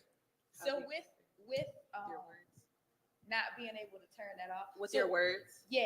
So how do you fight fair with your words to communicate? Yeah. So both of my degrees are in communication, and Mike says sometimes I like play on that when we're into things. So how do you fight fair? Oh, y'all got that. No. Go ahead, Clyde and Sam. Because we go ahead. I mean, we don't really fight. Like, we'll have discussions and we'll actually like sit down and talk about it. The biggest thing with me is that like I've learned to, whatever she's feeling, I have to validate that feeling, like regardless of whatever that it is. Because if she's feeling some type of way, it's coming from something. So I can't just dismiss it and be passive about it and be like, whatever, because it's resonating from somewhere. So I have to really listen to it in order to, understand where she's coming from. And that's why we have discussions. We don't argue or have arguments and stuff like that. Maybe like 2 or 3, and we've been together. Right. You know what I'm saying? Yeah. So like, that was just learning, that we can't, that's not a healthy way, in order for us to be together and to achieve whatever we're trying to achieve. So it's that listening and that communication, and where like, I validate her feelings and she does the same for me. I mean, so. Great. Thank you. Thank you. Okay, guys, we're gonna get ready to wrap up here. Oh, we got one question, but I often say I got one too for the panel. Oh, you got one for the If you panel? want to go to them. Go ahead. Oh, wait.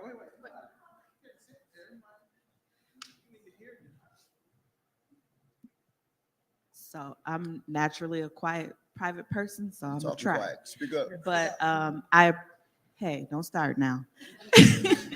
No, so my question is, like I said, I started off saying I'm naturally quiet and private person. And I was raised in the church and I was told, lean on God and whatever. And I'm seeing that all of you are religious people and you guys say that you go to therapy or you went to therapy, you use therapy. So my question to you as a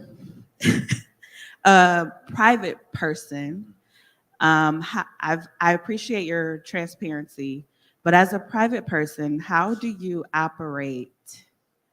Let me find my words. How were you able to be transparent today because you guys all seemingly have it all together, from the outside looking in.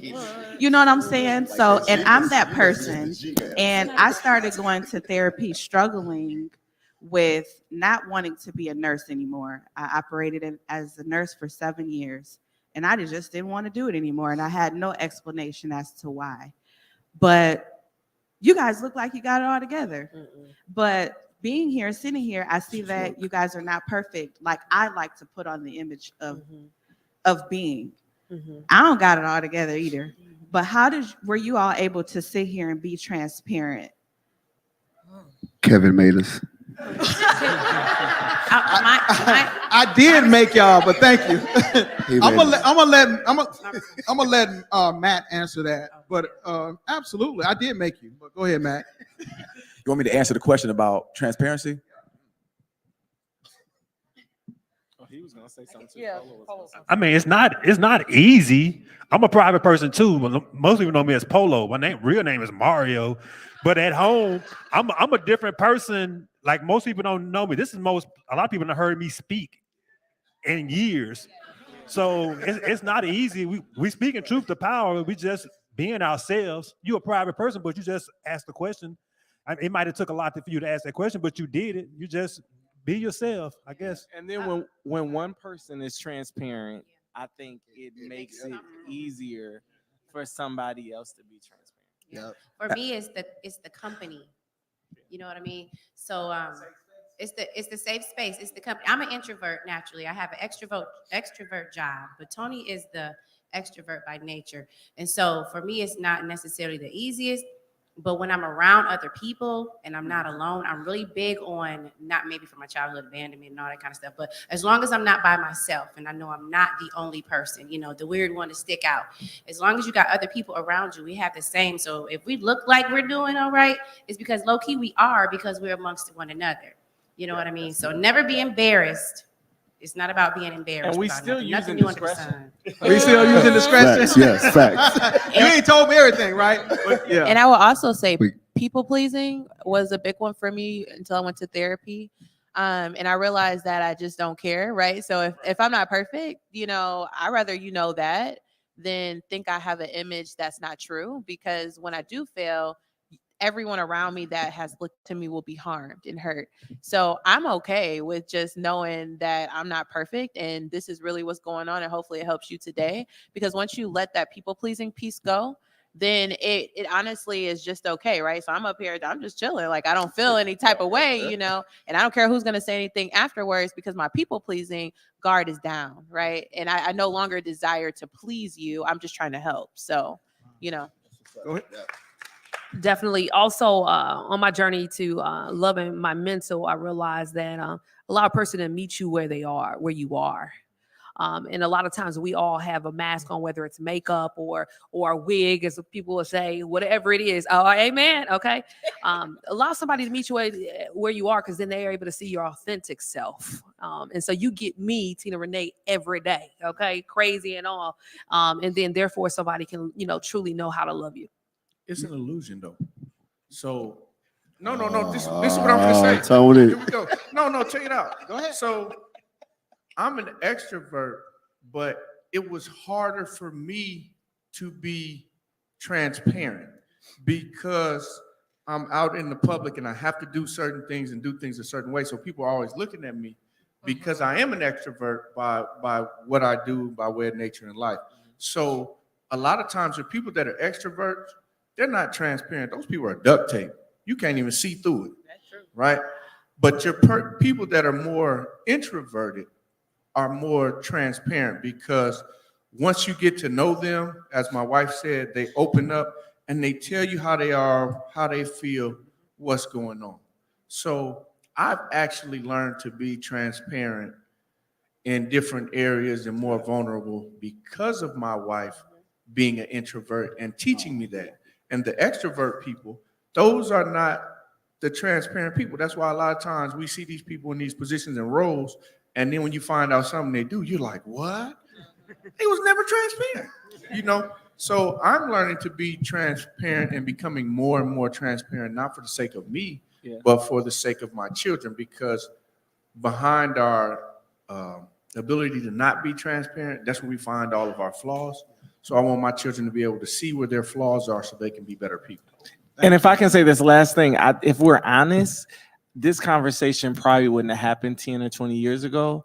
Social media has forced us to be transparent because it's exposed what a lot of past generations hid. Thank you. So I think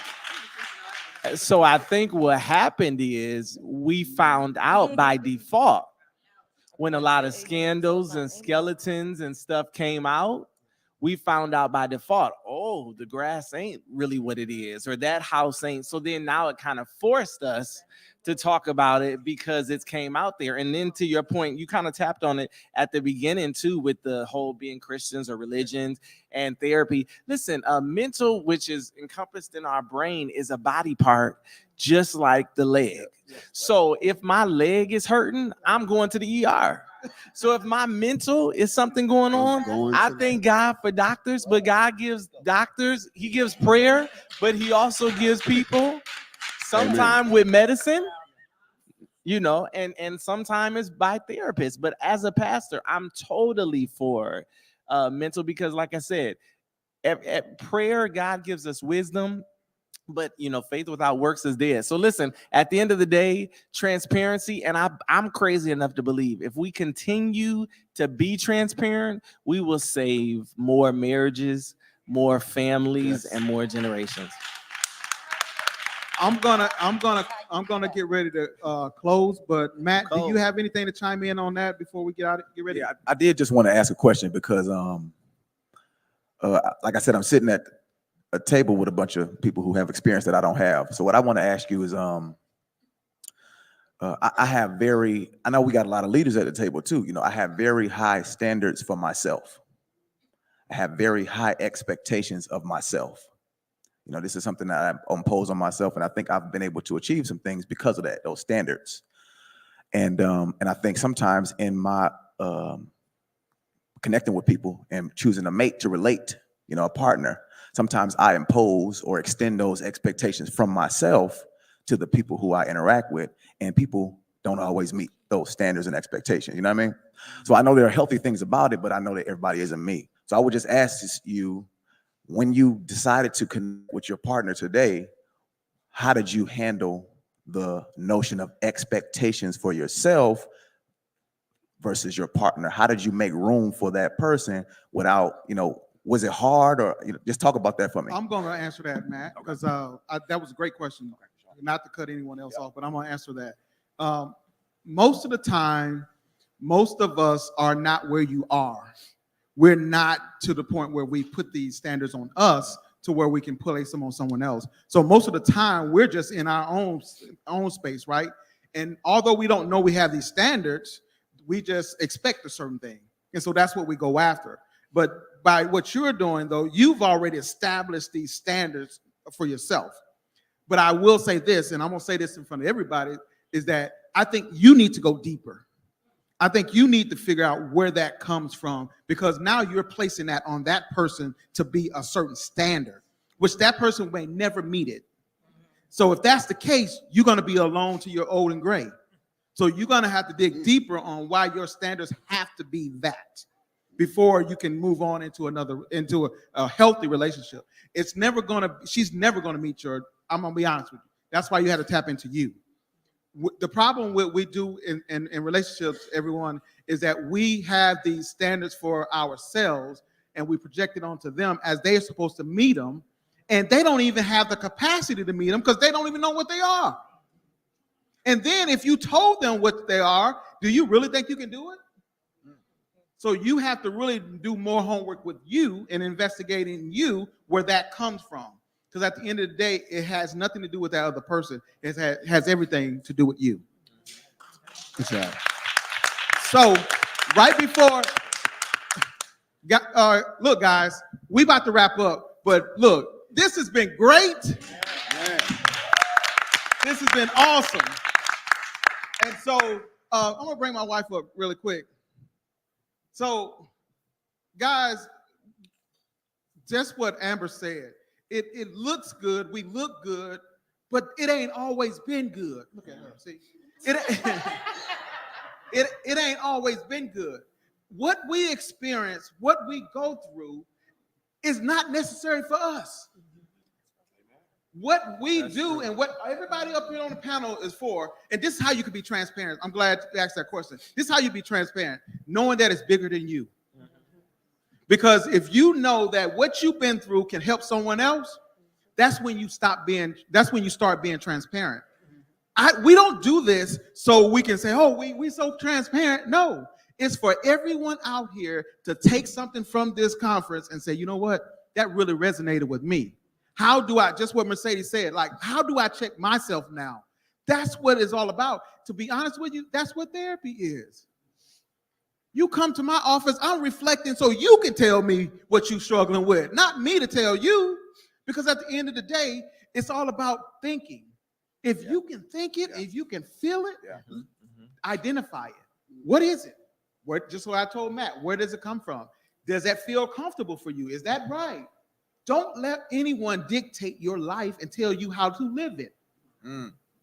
So in essence, what I'm saying is get into your own, like Tony says, bag and get your summer stuff out of there and figure it out.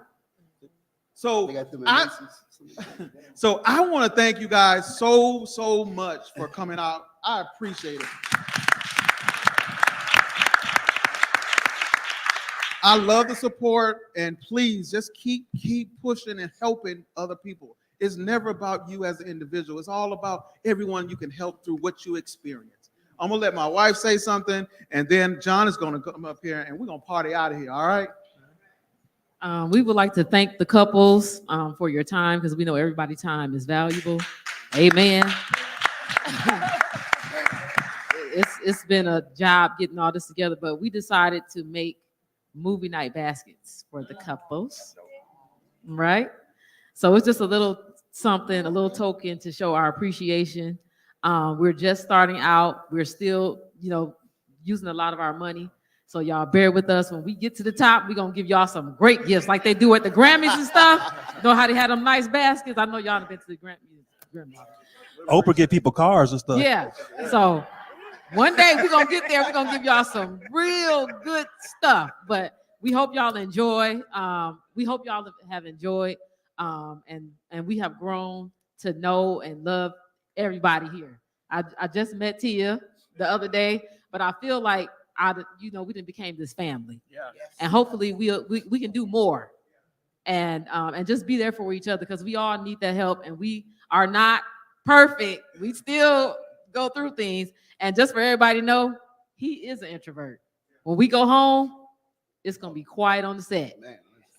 It is totally quiet. All this right here, but when he goes home, he's the quiet one, and I'm the one in the living room dancing, and he's just sitting there like this. So it's a balance and selfless. That's the key to this thing. Thank you all.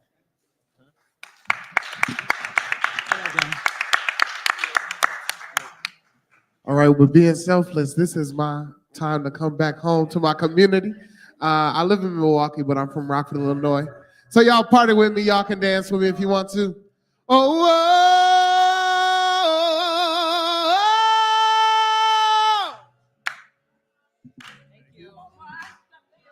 Ba ba ba da ba. Go ahead. Ba da ba. Ba ba ba da ba. You make me happy.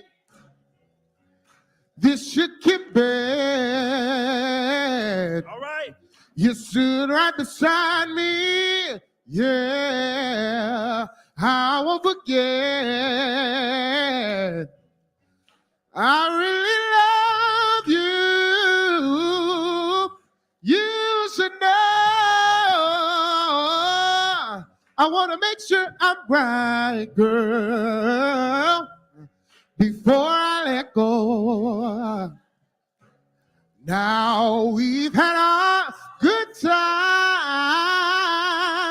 That's not the same. We're hurting each other. Yeah. Girl, I'm to blame. I won't be foolish, no. I want to know. I want to make sure I'm right, girl, before I let go. You know, I think God's sun rises and shines on you. Oh, you know there's nothing, nothing, nothing I would not do. Oh, no, before I let you go.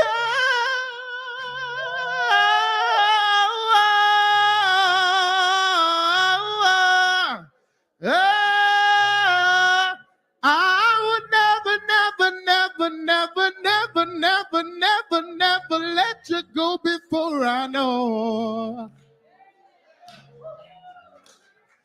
Ba ba ba da ba. Yeah, ba da ba.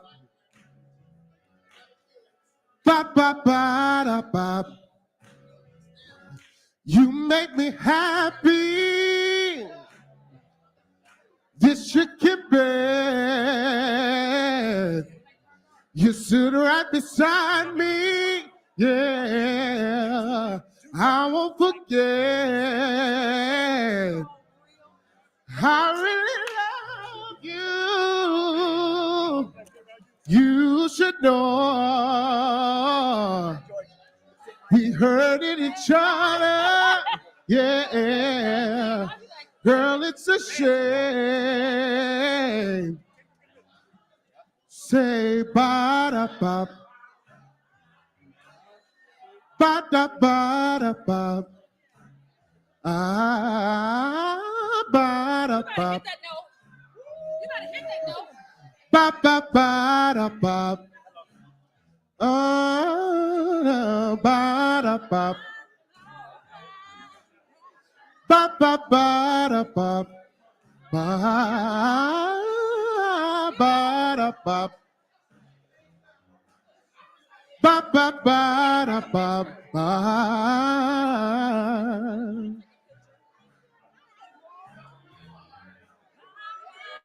If I can have all the participants on the panel to come here so I can take a quick picture, group pic. All participants, center stage, please. Take a group pic.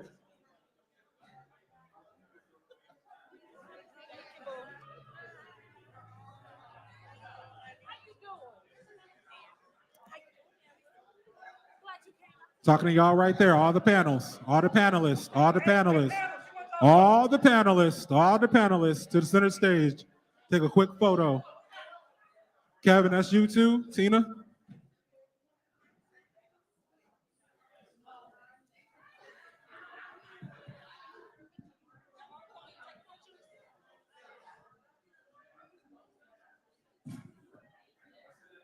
All panelists.